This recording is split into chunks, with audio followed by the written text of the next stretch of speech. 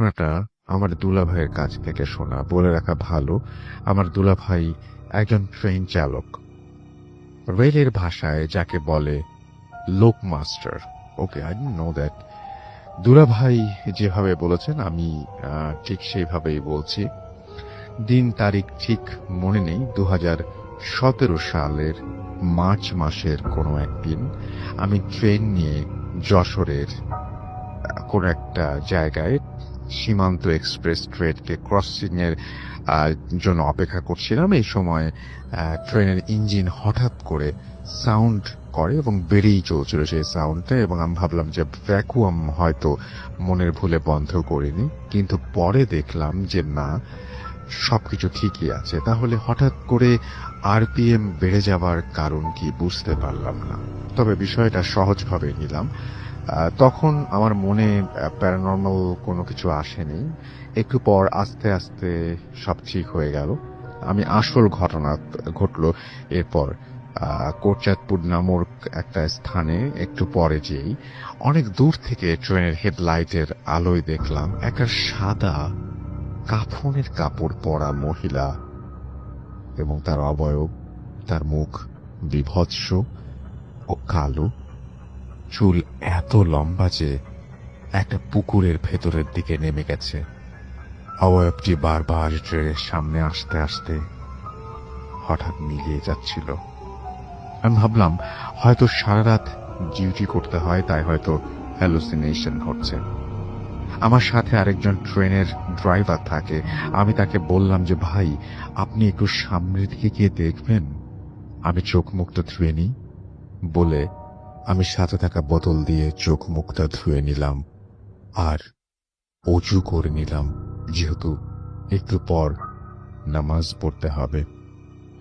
সহকারী লোকমাস্টারটা বলছে, ভাই একটা জিনিস লক্ষ্য করেন যে ট্রেনের গতিবেগ 28 থেকে 30, কিন্তু আমরা রাস্তার সামনে যাচ্ছি না। সত্যি তো, দেখলাম আমরা যেখানে ছিলাম সেখানেই আছি। পাশে একটা বট গাছ আছে, আমরা সেখানেই আছি। আমি ভালো করে দেখলাম যে ট্রেন চলছে না। ট্রেন যে চলছে তার প্রমাণ জানালার পাশ দিয়ে হাত দিলেই হাত ভেঙে যাওয়ার উপক্রম হয়ে যায়। কিন্তু হাতে রাস্তা, কিন্তু তাহলে রাস্তার সামনে যাচ্ছে না কেন? অর্থাৎ ট্রেন চলছে কিন্তু আমরা সামনে যাচ্ছি না, এবং জানালাতে যখন হাত বাইরে দেওয়া হচ্ছে তখন বোঝা যাচ্ছে যে ট্রেন চলছে, কিন্তু সেই একই দৃশ্যপট। আমি দোয়া কালাম পড়ে শরীর বন্ধ করে আবার সামনে দেখলাম যে আস্তে আস্তে আমরা সামনের দিকে এগিয়ে যাচ্ছি। কিছু দূর যাবার পর আবার সেই অবয়বটা, কিন্তু সে হাঁটছে আর সামনের দিকে আসছে, আর সামনে এসেই যেন ট্রেনের ভেতর মিলিয়ে যাচ্ছে। বিভৎস তার মুখ, দেখলেই গা শিউরে ওঠে। তবু আমি পাত্তা না দিয়ে নিজেকে বোঝালাম যে আমার সব দেখলে চলবে না, আমার কিছু হলে এই ট্রেনকে কে নিয়ে যাবে গন্তব্যে। তাই অনেক ভেবে নিজেকে বোঝালাম, কিন্তু শীতের রাতেও আমি ঘেমে একাকার। গেঞ্জি ভিজে গিয়েছে, গা দিয়ে ঘাম ঝরছে, বুঝতে পারছি না কি হচ্ছে আমার সাথে। পাশের ড্রাইভারটা ভয়ে চুপ করে মাথা নিচে নামিয়ে দোয়া পড়ছে। আমরা দুজনেই যেন অসহায় তখন। তবু আমি সাহস করে এক বোতল পানি খেয়ে দোয়া দুরুদ পড়ে সামনে তাকিয়ে সিগন্যালের দিকে তাকিয়েছিলাম। দেখলাম সিগন্যাল কেবিনের পাখায় সেই অবয়বটা বসে আছে এবং আমার দিকে কি বিভৎস একটা হাসি দিয়ে তাকিয়ে আছে, আর কে যেন আমার কানে কানে ফিস ফিস করে বলছে, ট্রেন থামা, না হলে আমি থামিয়ে দিত। কিন্তু আমি 7-5 না ভেবে আয়াতুল কুরসি পড়তে শুরু করলাম, আর সেই অবয়বটা অদৃশ্য হয়ে গেল। কিছুক্ষণ পর হঠাৎ দেখি রাগান্বিত লাল চোখে সে আমার দিকে তাকিয়ে আছে, সামনে এগিয়ে আসছে আর বিভৎস হাসি দিচ্ছে। হঠাৎ মনে হলো ট্রেনের সামনের ইঞ্জিনে কে যেন কি দিয়ে একটা ধাক্কা দিল, আর ইঞ্জিনের হোস পাইপ থেকে একটা অংশ ফেটে উধাও হয়ে গেল। ইঞ্জিন হঠাৎ বন্ধ হয়ে গেল। ঠিক একটু পর ইমার্জেন্সি ব্রেক করতে হলো। তখন যাত্রীদের ভেতরে হইচই পড়ে গেল যে ট্রেন অ্যাক্সিডেন্ট করেছে। আমি নেমে পাইপ জোড়া দিয়ে আবার 40 মিনিটের মতো সময় পার করে ইঞ্জিন স্টার্ট দিলাম। তারপর এক সময় খুলনা গিয়ে পৌঁছালাম কোনো বাধা ছাড়াই। কিন্তু ইঞ্জিনের ভেতর বসে ভাবছিলাম, কি হলো আজ এটা আমার সাথে? অবাক করা বিষয় হলো, আমি স্পষ্ট দেখলাম মহিলা অবয়বটি ট্রেনের সামনে ধাক্কা খেল, ইঞ্জিনের সামনে চাকার ভেতর দিকে গেল, আর তার ধাক্কায় পাইপ ফেটে গেল। আর আমি সেই পাইপ জোড়া দিয়ে আবার ইঞ্জিন চালু করে ট্রেনকে সামনে পেছনে আনলাম। কিন্তু সেই মহিলা কোথায়, যার সঙ্গে ধাক্কা লেগে ইঞ্জিনের পাইপ ফেটে গেল? সেই মহিলার অবয়বটি কোথায় গেল? মাথার মধ্যে শুধু এটাই ঘুরপাক খাচ্ছিল। লাইট ধরে পুরো ইঞ্জিনের চারপাশে দেখলাম, না, কোথাও কিছু নেই। তাহলে আমার প্রশ্ন যে, কার সাথে ধাক্কা লাগলো আর এত শক্ত লোহার পাইপ কিভাবে ফেটে গেল? আবার কে আমাদের ট্রেন থামাতে বলল? আমি কাকে দেখলাম? সব প্রশ্ন আজও আমার মাথায় ঘুরপাক খায়, কিন্তু আমি আজও কোনো সঠিক উত্তর পাইনি। আপনাদের কাছে থাকলে জানাবেন। গুছিয়ে লিখতে না পারায় ক্ষমা চাচ্ছি।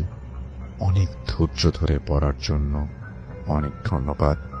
ভালো থাকবেন, ভালো রাখবেন সবাইকে। ভূত এফএমের সাথে থেকে অনেক মজার সময়, অনেক মজার ভয় উপহার দিবেন। আমার কাছে ট্রেনের আর একটা ঘটনা আছে, চাইলে লিখে পাঠাবো। আসসালামু আলাইকুম। Thank you so much. ওয়ালাইকুম সালাম। এবং আশা করছি যে আপনার পরবর্তী ঘটনাটা আমরা খুব দ্রুতই পেয়ে যাব এবং সেটা আমরা আমাদের যারা লিসেনার আছে তাদেরকে আমরা শোনাতে পারবো।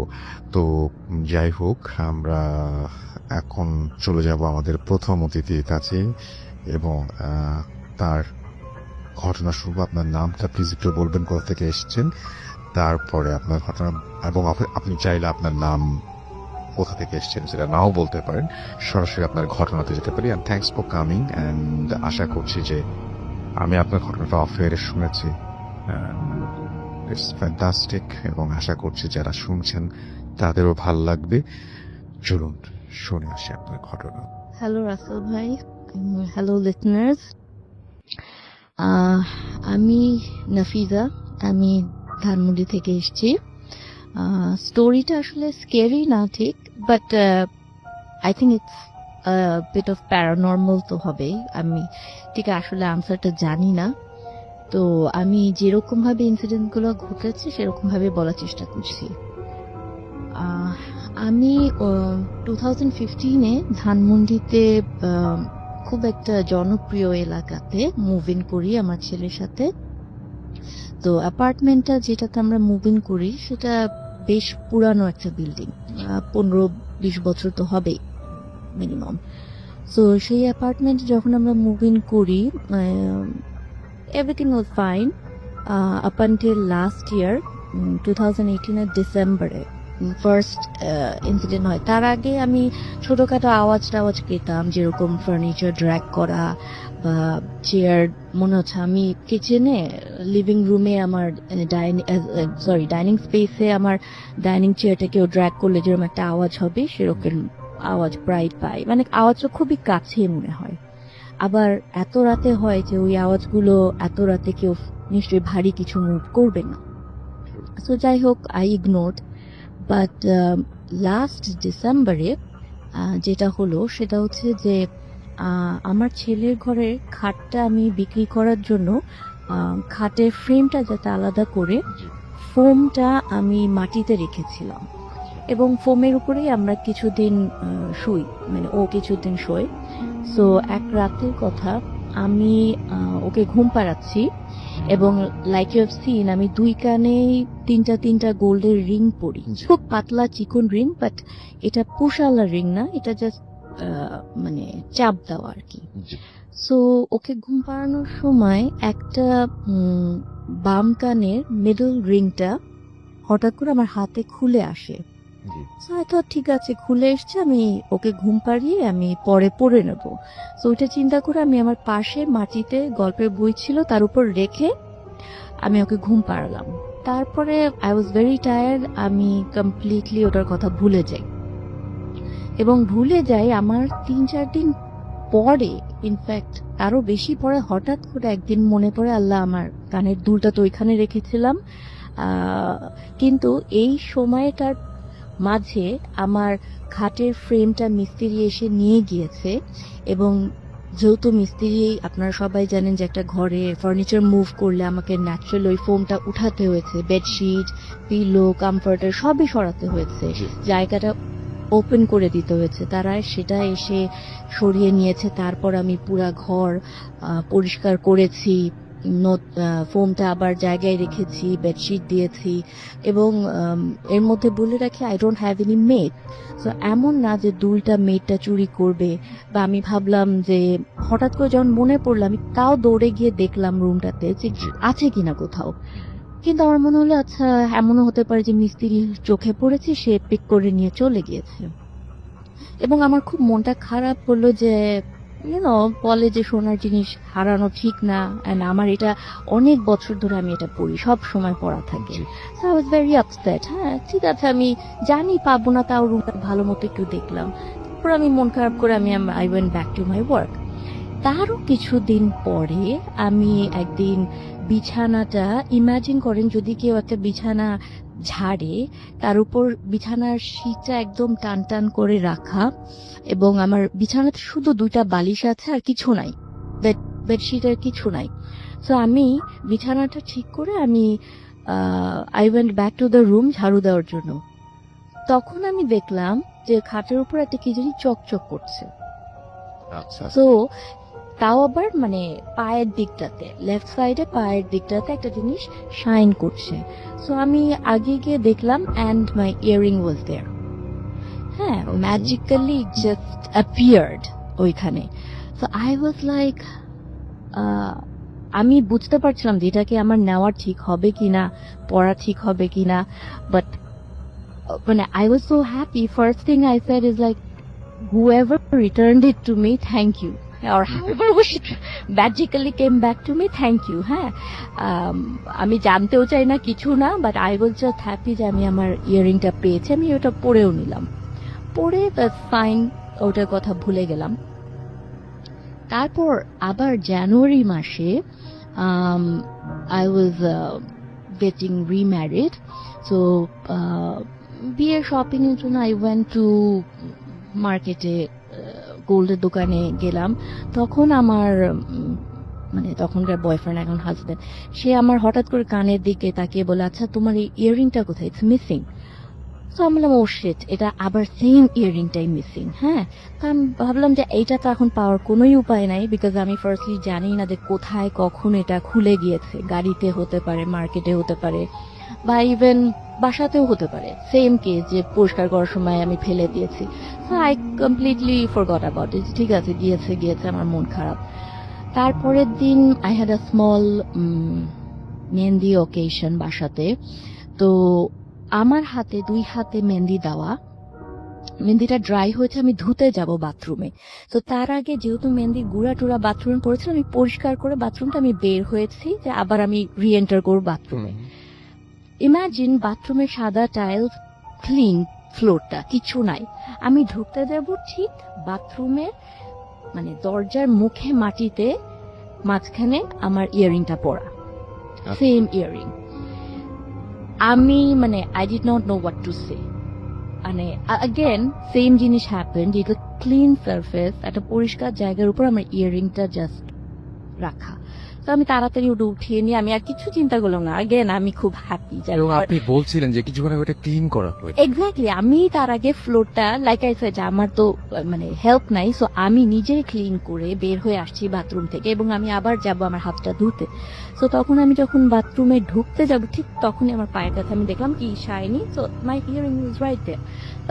আমি ভাবলাম যে ইয়ারিংটা এখানে কি করে আসলো, এখানে তো আসার কথা না, কারণ মানে আমি সোনার দোকানে গিয়েছি তার একদিন 2 দিন আগে, তারপর তখন আমি নোটিস করছি আমার কানের দুলটা নাই। সো আই কেম ব্যাক, তারও অবভিয়াসলি অনেকবার বাথরুমে গিয়েছি, বের হয়েছি, কিছুই নাই। সো তখন ওই জিনিসটা ওখানে কোথা থেকে আসলো? এবং এটা ফ্লোরের উপরে যদি থাকে আপনি আগেও দেখতে পেতেন, যেহেতু পরে আমি যখন ক্লিন করলাম তখনও তো আমি দেখতে Right. পেলাম, কিন্তু পেলাম না তখন। যাই হোক, মানে আমি তো আই ওয়াজ জাস্ট হ্যাপি যে ওটা আমি পেয়ে গিয়েছি। তো এটা আমার কাছে খুবই অবাক লাগলো। এবং যেহেতু মানে বাসাটা ওল্ড, সেহেতু হতেই পারে যে কোনো কিছু আছে সেখানে, বাট ইটস নট হার্মফুল। যেহেতু আমাকে জিনিসটা সে রিটার্ন করে দিয়েছে, তো আমি থিঙ্কিং যে সে ভালো। এবং আমি বাসায় ঢোকার আগে, মানে মুভ ইন করার আগে আমি বাসাটা বাঁধিয়ে নিয়েছিলাম একজন হুজুরকে দেখে, জি। বিকজ তখন আমি আমার ছেলেকে নিয়ে একা থাকবো দেখে। প্লাস আমি কোরআন শরীফও রেখে দিয়েছিলাম বেশ কিছুদিন আগে মুভ ইন করার। প্লাস আমি যেটা শুনেছিলাম যে নতুন কোনো জায়গাতে মুভ ইন করার আগে ইফ ইউ লিভ, একটা পানির বোতল যদি আপনি, খুব ইন্টারেস্টিং হ্যাঁ, এটা। হ্যাঁ, একটা পানির বোতলে পানি ভরে, সে মামের একটা বোতলে যদি পানি ভরে বোতলটা সিল করে আপনি রেখে দেন কোন একটা জায়গাতে, কয়েকদিন পরে এসে ওই পানিটা চেক করতে পারেন। ওই পানিটা যদি আপনার বাসাতে কোনো ব্যাড এন্টিটি থাকে, মানে খারাপ স্পিরিট বা ব্যাড এনার্জি, বেসিক্যালি ওই পানির লেভেলটা অটোমেটিক্যালি কমে যাওয়ার কথা। এটা আমি শুনেছি। সো আমি ভাবলাম যে why not try it. So আমি ওই বাসাটাতে মুভ ইন করার আগে প্রায় সপ্তাহখানেক ওরকম রেখে দিয়েছিলাম পানির বোতলটা। বাট এসে দেখলাম যে না, ওটা কিছু হয় না, ওই রকমই আছে। সো দেন আই রিয়েলাইজ না, ঠিক আছে, ওরকম খারাপ কিছু না। আপনার ছেলের সাথেও একটা ঘটনা হ্যাঁ। ঘটেছিল আপনি বলছিলেন। হেলের সাথে ঘটেছে, সেটা হচ্ছে যে ওটা একদম রিসেন্ট, ইনফ্যাক্ট লাস্ট উইকেই। সো লাঞ্চ বক্সে আমি টিফিন রেডি করে ওকে স্কুলে রওনা করে দেওয়ার পর আমার মনে পড়েছে যে আচ্ছা, আমি তো ওর লাঞ্চ বক্সে একটা ফর্ক দিতে ভুলে গেছি, কাঁটা চামচটা দিই নাই। সো আমি তখন বললাম আল্লাহ, ভুলে গেলাম, ও কি করে খাবে। তারপর স্কুলে থেকে ওকে পিক করার পর আমি বললাম যে আরশান, আমি সরি, আমি ভুলে গিয়েছি, তোমার লাঞ্চ বক্সে তো আমি ফর্ক দিই নাই। তো বলে যে না, একটা ফর্ক ছিল। আমি বললাম যে কিভাবে, আমি তো ভুলে গিয়েছিলাম দিতে, আমি তো দিই নাই, আমি নিজে জানি যে আমি দিই নাই। হ্যাঁ, আই প্যাকড এভরিথিং, বাট আমি ফর্কটা দিই নাই। তো তারপর তাড়াতাড়ি বাসায় আসার পর আমি খুলে দেখি যে ঠিক একটা সাদা ডিসপোজেবল কাঁটা চামচ লাঞ্চ বক্সের মধ্যে। আচ্ছা, সো সে ওটা ইউজও করেছে এন্ড অল দ্যাট। তখন এটাও আমাকে একটু ফ্রিক আউট করলো, but again I was happy যে যেই থাকুক আমাকে হেল্প করছে আর কি, যে আমি ভুলে গেলেও তার মাথায় ওটা আছে, যে ওটা সে ওইখানে দিয়ে দিয়েছে। তো যেহেতু এটা আমাকে কোনো ক্ষতি করছে না বা কিছু না, সো আমি আসলে বদার্ড না। কিন্তু তারপর at the back of the head তো থাকেই যে কিছু একটা আওয়াজটা কোথা থেকে ফর ইনস্টেন্স আসে এত রাতে। তারপর মনে হয় মাঝে মাঝে যে ওপরে মাথার কাছে মনে হয় যে মার্বেল কেউ ফেলে যেমন কটকট কট করে একটা আওয়াজ হয়, সেরকম একটা আওয়াজ হয়। বা হেভি ফার্নিচার টানলে যেরকম আওয়াজ হয় ওরকম হয়। জি। তো আমি আমার নেইবারদেরকেও জিজ্ঞেস করেছি যে আপনারা কি এরকম কোনো আওয়াজ করছেন বা কিছু, তো ওনারা বলছে যে না, এত রাতে। আর এত রাতে আসলে কাকে জিজ্ঞেস করবো? 12:30 1 o'clock যদি এরকম আওয়াজ হয়, এত রাতে তো কাউকে জিজ্ঞেস করা যায় না। সো এগুলা হয়েছে। প্লাস আমি পরে জানতে পারি যে আমার যে ফ্ল্যাটটাতে আমি আছি সেটা বেশ কিছুদিন কেউ ছিল না, প্রায় 2 বছর হয়তো বা হবে, এরকম খালি ছিল। সো এমনও হতে পারে যে খালি বাসা থাকলে অনেক সময় অনেক কিছু সেখানে হয়। হ্যাঁ জায়গা নিতে পারে। সো এটাই আর কি। হ্যাঁ, thank you But, so much. হ্যাঁ, I will get back to you. হ্যাঁ। আমরা শুনলাম আমাদের প্রথম যে ঘটনাটি, এবং এই ঘটনাটি আশা করছি আপনাদের ভালো লেগে, এবং আমরা পরবর্তীতে আরো ঘটনায় যাব। এখন যেটা করব সেটা হচ্ছে আমাদের যে লিখেছেন আপনারা বিভিন্ন জায়গায় আমাদের বিভিন্ন পেজে, সেগুলো একটু পড়ে ফেলি। আমি দেখতে পাচ্ছি যে বিশাল ফিরোজ আমাদের সাথে আছেন গোপালগঞ্জ থেকে। আমি টুইটার থেকে শুরু করছি আজকে। এবং আপনার টুইটারে জানেন যে রাসেল স্কোর বুথ এফএম, এখানে গেলে আপনি পেয়ে যাবেন। মোহাম্মদ তৌফিকুর রহমান খুলনা থেকে দেখতে পাচ্ছি যে আমাদের সাথে বলছেন যে ইমেলটা বেশ ভালো ছিল। আমাদের সাথে দেখতে পাচ্ছি মোহাম্মদ রাফিউর রহমান আছেন আমাদের সঙ্গে, আহমেদ দোবের আমাদের সঙ্গে আছেন, এবং first story was very nice, thank you so much আমাদের সাথে থাকার জন্য এবং আমাদের এখানে লেখার জন্য। মোহাম্মদ গোলাম রাব্বানি আমাদের সঙ্গে আছেন নীলফামারী থেকে, তিনি তার ফ্রেন্ডদের সাথে আমাদেরকে শুনছেন। আশিক আছেন আমাদের সাথে এবং তিনি বলছেন যে শুক্রবার রাত ভূত এফএমের নামে। তারেক ইসলাম আমাদের সঙ্গে আছেন, তিনি আছেন নাটোর থেকে। আমাদের সঙ্গে আছেন দেখতে পাচ্ছি চট্টগ্রাম সাতকানিয়া থেকে শুনছেন এম সাইদ, আমাদের সঙ্গে আছেন এমডি আইফুর রহমান, আমাদের সঙ্গে আছেন দেখতে পাচ্ছি এছাড়াও মিয়াত হাওলাদার, এবং তিনি ঢাকা থেকে শুনছেন। আমাদের সঙ্গে আছেন দেখতে পাচ্ছি এছাড়াও ইশতিয়াক আহমেদ অপু, তিনি নোয়াখালী থেকে শুনছেন। এম এন আর নাইম আমাদের সঙ্গে আছেন, আমাদের সঙ্গে আছেন দেখতে এবং তিনি ভাঙ্গুড়া থেকে শুনছেন। আমাদের সঙ্গে আছেন দেখতে পাচ্ছি এছাড়াও এম এইচ সোহাগ, এবং আমাদের সঙ্গে আছেন দেখতে পাচ্ছি মাহিম আহমেদ চৌধুরী আছেন আমাদের সঙ্গে। এছাড়াও দেখতে পাচ্ছি এইচ এ ওমর ফারুক, এবং অনেক ধন্যবাদ, সুন্দর ঘটনা সেটা তিনি লিখেছেন, থ্যাংক ইউ সো মাচ। আমাদের সঙ্গে আছেন দেখতে পাচ্ছি এছাড়াও আরো অনেকেই এই মুহূর্তে দেখতে পাচ্ছি। সাগর আছেন আমাদের সঙ্গে, এবং আমাদের সঙ্গে আছেন দেখতে পাচ্ছি এছাড়াও নাম নেই, শুধুমাত্র ফোন নাম্বার দেওয়া। আমাদের সঙ্গে আছেন এনজি মেহেদি হাসান রোমান আছেন আমাদের সঙ্গে, সনজিদা রহমান নিশি, এবং আমাদের সঙ্গে আছেন এছাড়াও দেখতে পাচ্ছি আবু নোমান ফয়সাল আছেন, তারেক ইসলাম আমাদের সঙ্গে, এছাড়াও আমাদের সঙ্গে আছেন তাহমিনা আফরিন তুলি সহ আরো অনেকে। এছাড়াও এমডি আরিফুজ্জামান আমাদের সঙ্গে আছেন রংপুর থেকে। আমাদের সঙ্গে আছেন দেখতে পাচ্ছি মোহাম্মদ রাফিউর রহমান সহ আরো অনেকে। থ্যাংক ইউ সো মাচ যারা আমাদের সঙ্গে আছেন। আমাদের যে রেডিও ফুটি যে পেজটা, রেডিও ফুটির পেজেও আপনারা আছেন, এবং আমাদের ভূত এফএমের যে পেজটা সেখানেও আমি দেখতে পাচ্ছি অনেকে লিখছেন আমাকে, এবং আমি দেখতে পাচ্ছি অরূপ দাস আছেন সাতকানিয়া মাগুরা থেকে। আমাদের সঙ্গে আছেন আর এইচ শিশির, তিনি আছেন এবং তিনি লিখেন I love Bhoot FM.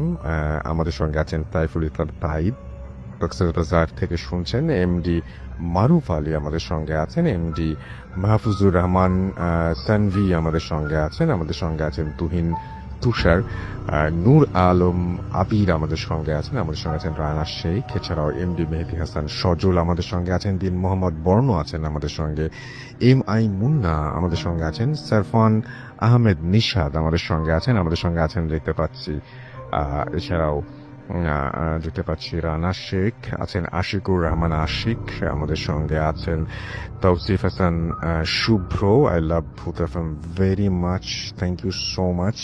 Sadia Nowrin আমাদের সঙ্গে আছেন এবং তিনি ভূত এফএম শোনেন, this is the only show যেটি তিনি রেগুলার শোনেন, thank you so much. Tasha Tabassum Riya আমাদের সঙ্গে আছেন, আমাদের সঙ্গে আছেন দেখতে পাচ্ছি আব্দুল্লাহ ফারুক আছেন, সাবিলা অরিন আমাদের সঙ্গে আছেন অপসরি পিয়া, এছাড়াও তোফাজ্জল হোসেন আমাদের সঙ্গে আছেন, এমডি মারুফ আলী আমাদের সঙ্গে আছেন, আরো অনেকেই এই মুহূর্তে দেখতে পাচ্ছি আমাদের সঙ্গে আছেন। থ্যাংক ইউ ভেরি মাচ আমাদের সঙ্গে থাকার জন্য, এবং আশা করছি বাকিটা সময় আমাদের সঙ্গে থাকবেন। আমাদের ইমেল অ্যাড্রেস হচ্ছে bhutfm@radio40.fm, which is BHWTFM@radioFORK.FM। আপনার নাম, ঠিকানা এবং ফোন নাম্বার সহ আপনার জীবনে ঘটে যাওয়া বা আপনার জানা সেরা ঘটনা লিখে পাঠিয়ে দিন আমাদের কাছে। ঘটনার শুরুতে অবশ্যই উল্লেখ করুন ঘটনাটা আপনি স্টুডিওতে এসে শেয়ার করতে চান নাকি আপনি চান আপনার ঘটনা আমরা পড়ে শোনাই। যারা দেশের বাইরে রয়েছেন তারা সরাসরি অডিও ক্লিপ পাঠাতে পারেন বা লিখেও পাঠাতে পারেন আমাদের কাছে ঘটনাটি। আমাদের যে পূর্তির যে ফ্যান পেজ রয়েছে সেখানে সানা হাসিন তাকওয়া আমাদের সঙ্গে আছেন, এস এম মামুন রেজা আমাদের সঙ্গে আছেন, পারভেজ তামিম আমাদের সঙ্গে আছেন, তশরিফ রাজ রাহাত আমাদের সঙ্গে আছেন, নুসরাত মিম আমাদের সঙ্গে আছেন, এমডি সাজ্জাদ আমাদের সঙ্গে আছেন এছাড়াও দেখতে পাচ্ছি তুহিন তুষার, এছাড়াও শিকদার সুপ্রিয় আমাদের সঙ্গে আছেন, সঞ্জিদা সুমি আমাদের সঙ্গে আছেন দেখতে পাচ্ছি, এছাড়াও সুমন দাস আমাদের সঙ্গে আছেন দেখতে পাচ্ছি, তানহা তাবাসসুম রিয়া আমাদের সঙ্গে আছেন দেখতে পাচ্ছি, ফাহিম আহমেদ অমিয়, আকিব আমাদের সঙ্গে আছেন নাবিল ইসরাত আমাদের সঙ্গে আছেন, রাতুল মাহবুব সহ আরো অনেকে। থ্যাংক ইউ সো মাচ যারা আমাদের সঙ্গে আছেন, এবং আশা করছি যে আপনারা সব সময় ভালো আছেন এবং ভালোর দলই আছেন। আমি এখন যেটা করব, আমাদের সেকেন্ড যে অতিথি আছেন তার কাছে যাব এবং তার কাছ থেকে একটা ঘটনা শুনে আসবো। শুরুতেই বলবেন আপনার নাম, কোথা থেকে এসেছেন, তারপর আপনার ঘটনায় যাব। Okay, thank you so much Rasel ভাইয়া। আমি রায়ান রশিদ, এসেছি বাংলা মোটর থেকে। বর্তমানে আমি পড়ছি বিএফ শাহিন কলেজে। অ্যান্ড আমার যে স্টোরিটা, ফার্স্টে আমি স্টোরিটা স্টার্ট করতে যাচ্ছি আমার হুজুরের কাছ থেকে শোনা স্টোরিটা। আমার হুজুর হলেন মৌলানা মিজানুর রহমান আজহারি এবং ওনার ছোট ভাই হচ্ছেন ফয়জুর রহমান। ওনার সাথে অ্যাকচুয়ালি স্টোরিটা হয়। হুজুর যখন স্টুডেন্ট ছিলেন তখন উনি সম্ভবত ময়মনসিংহের একটা মাদ্রাসাতে পড়তেন। তখন হচ্ছে রাত তখন 10টা বাজে। তখন রাত 10টা যখন বাজে, ওনার হঠাৎ করে ওয়াশরুমে যাওয়ার দরকার পড়ে। তো উনি ওনার উনি থাকতেন নিচের তলায়। তো নিচের তলায় হচ্ছে যেসব ওয়াশরুম গুলো ছিল, প্যাক করে দেখেন যে সেগুলো তালাবদ্ধ। উনি বেশ অবাক হন যে আমাদের জন্য তো সব সময় ওয়াশরুম গুলো উন্মুক্ত করা ছিল, বাট হঠাৎ তালাবদ্ধ করার রিজনটা মানে উনি খুঁজে পান না। বাট উনি চিন্তা করেন তাহলে যেহেতু নিচে তালায় তালাবদ্ধ, তাহলে আমরা দোতলায় যাই। তো উনি দোতলায় যখন যাচ্ছিলেন, সেই রাত্রের বেলা হঠাৎ করে দেখেন একজন স্বাভাবিক একজন মানুষই, হয়তো বা সে সেই মাদ্রাসারই ছিল, কালো টুপি পরা, কালো পাঞ্জাবি, মানে উপর থেকে নিচ পর্যন্ত পুরাটাই কালো। ওনার পুরা লেবাসটা যা ছিল পুরাটাই কালো ছিল। তো উনি দেখে মানে বেশ কি বলবো, একটা অথবা এরকম হতভম্ব হয়ে যান। তো ওই কালো উনি আবার জিজ্ঞেস করেন যে তুই কোথায় যাচ্ছিস? তো হুজুর তখন বলেন যে আমি ওয়াশরুমে যাচ্ছি এরকম। তখন বলে আচ্ছা ঠিক আছে যা। তো হুজুর যখন উঠছিলেন, ওনাকে ফার্স্ট দেখাতেই হুজুর অনেক বেশি ভয় পেয়ে যান, বিকজ ওনার চেহারা টেহারাই ওরকম ছিল এবং ওনার বেশভূষণ এবং মানে কথাবার্তা বলার স্টাইল দেখে হুজুর এমনি অনেক ভয় পান। তো যখন উনি হাঁটছিলেন ওপরের তলায় যাওয়ার জন্য, হুজুর মানে বুঝতে পারছিলেন ওনার পেছন পেছন উনি আসছেন এবং মানে হুজুরের জন্য অনেক বেশি ভয় ছিলেন। তো তখন হচ্ছে উনি যখন ওয়াশরুমে ঢুকে 3 থেকে 4 মিনিট পরে স্টার্ট হয় বিভিন্ন ধরনের সাউন্ড, কেউ একজন নক করে বলছে তুই বের হ, তোকে দেখে নিচ্ছি, তুই বের হ। কেউ যদি ভাইয়া মাতাল অবস্থায় বা কেউ যদি নেশা অবস্থায় বা গলাটা যদি সাউন্ডটা অনেক বেশি ভারী হয়, সে ভারী গলায় কথাগুলো বলছিল যে তুই আজকে বের হ, তোকে দেখে নিব, তুই বের হচ্ছিস না কেন। এই জিনিসগুলো শোনার পরে হুজুর আরো বেশি ভয় পেয়ে যান এবং হুজুর তখন একটা মানে বুদ্ধি খাটান যে উনি দরজা অল্প একটু করে খুলে দেখেন যে সেই লোকটা কি এখনো আছে। আচ্ছা, উনি খুলে দেখতে পান যে মানে অল্প একটু কোনা দিয়ে দেখতে পান যে ওই মানে কোন একটা কালো কিছু ফায়ার যেরকম ভাসে না, এরকম কোনো কিছু কালো ভাসছে, বাট মানে কোনো মানুষের অবয়ব বা মানুষ টাইপের এই টাইপের উনি কিছু দেখতে পাননি। তো উনি এই টাইপের তারপরে এটা দেখে আরো বেশি ভয় পান। একটা টাইমে উনি অধৈর্য হয়ে বলেন যে আজকে হয় বাঁচলে বাঁচবো, মরলে মরবো।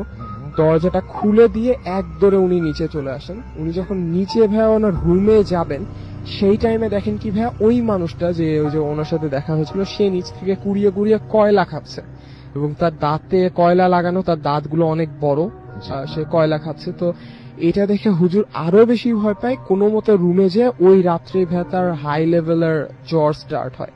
তো যখন এই জ্বর আসতে থাকে, সকালবেলা উঠে ওই মাদ্রাসার যে প্রিন্সিপাল আছে তাকে গিয়ে বলেন এই ধরনের কথা। তো বলে যে এই টাইপের হচ্ছে যারা কি বলবো কিছু জিন থাকে, যারা হচ্ছে যাদের কাজ হচ্ছে হার্ম করা, তো তারা হচ্ছে এই টাইপের কাজ করার চেষ্টা করে। তো যারা হচ্ছে ওই যে মাদ্রাসার ছাত্ররা খালি মাথায় যারা ওয়াশরুমে যায় তাদের নাকি এই টাইপের বিভিন্ন ধরনের সমস্যা করার ট্রাই করে। তো ভাইয়া এর কয়েকদিন পরে হুজুরের একটা ছোট ভাই হয়। তো ছোট ভাইটা ছোটবেলা থেকে অনেক অনেক বেশি সুন্দর ছিল, বাট ভাইয়া তার একটা প্রবলেম ছিল যে সে কথা বলতে পারতো না ছোটবেলা থেকে। তো এট এ টাইম যখন সে কথা বলতে পারতো না, তার বাবা মা সবাই বেশ টেন্সড হয়ে পড়েন। তো তারা ট্রাই করেন যে ডাক্তারের কাছে নিয়ে যায়। ডাক্তার বলে যে অ্যাকচুয়ালি ওর যে কি হয়েছে আমরা তো অনেকেই ট্রিটমেন্ট করাই, বাট ওরটা আমরা হচ্ছে স্বাভাবিক করতে পারছি না।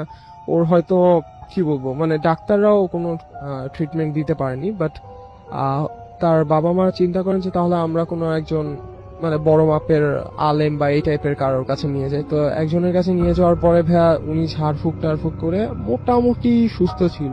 আচ্ছা। তো উনি মানে প্রপারলি কথা বলতে পারতেন না, বাট আমতা আমতা করে যতদূর বলা সম্ভব ছিল। তো এক সময় হচ্ছে তখন বেশ ছোট, সে পুকুরের ধারে বসে মাছ ধরছিল। তো সন্ধ্যার দিকে, সন্ধ্যা তখন প্রায় সূর্য নেমে এসছে, তখন হচ্ছে হঠাৎ করে উনি ওনার মায়ের কাছে যান, মানে হুজুরের ছোট ভাই যিনি, দৌড়ে মায়ের কাছে যেয়ে বলেন, মা মা দেখো ওই যে ওই একটা ছোট্ট বাচ্চা না, ওনা আমাকে ডাকছে।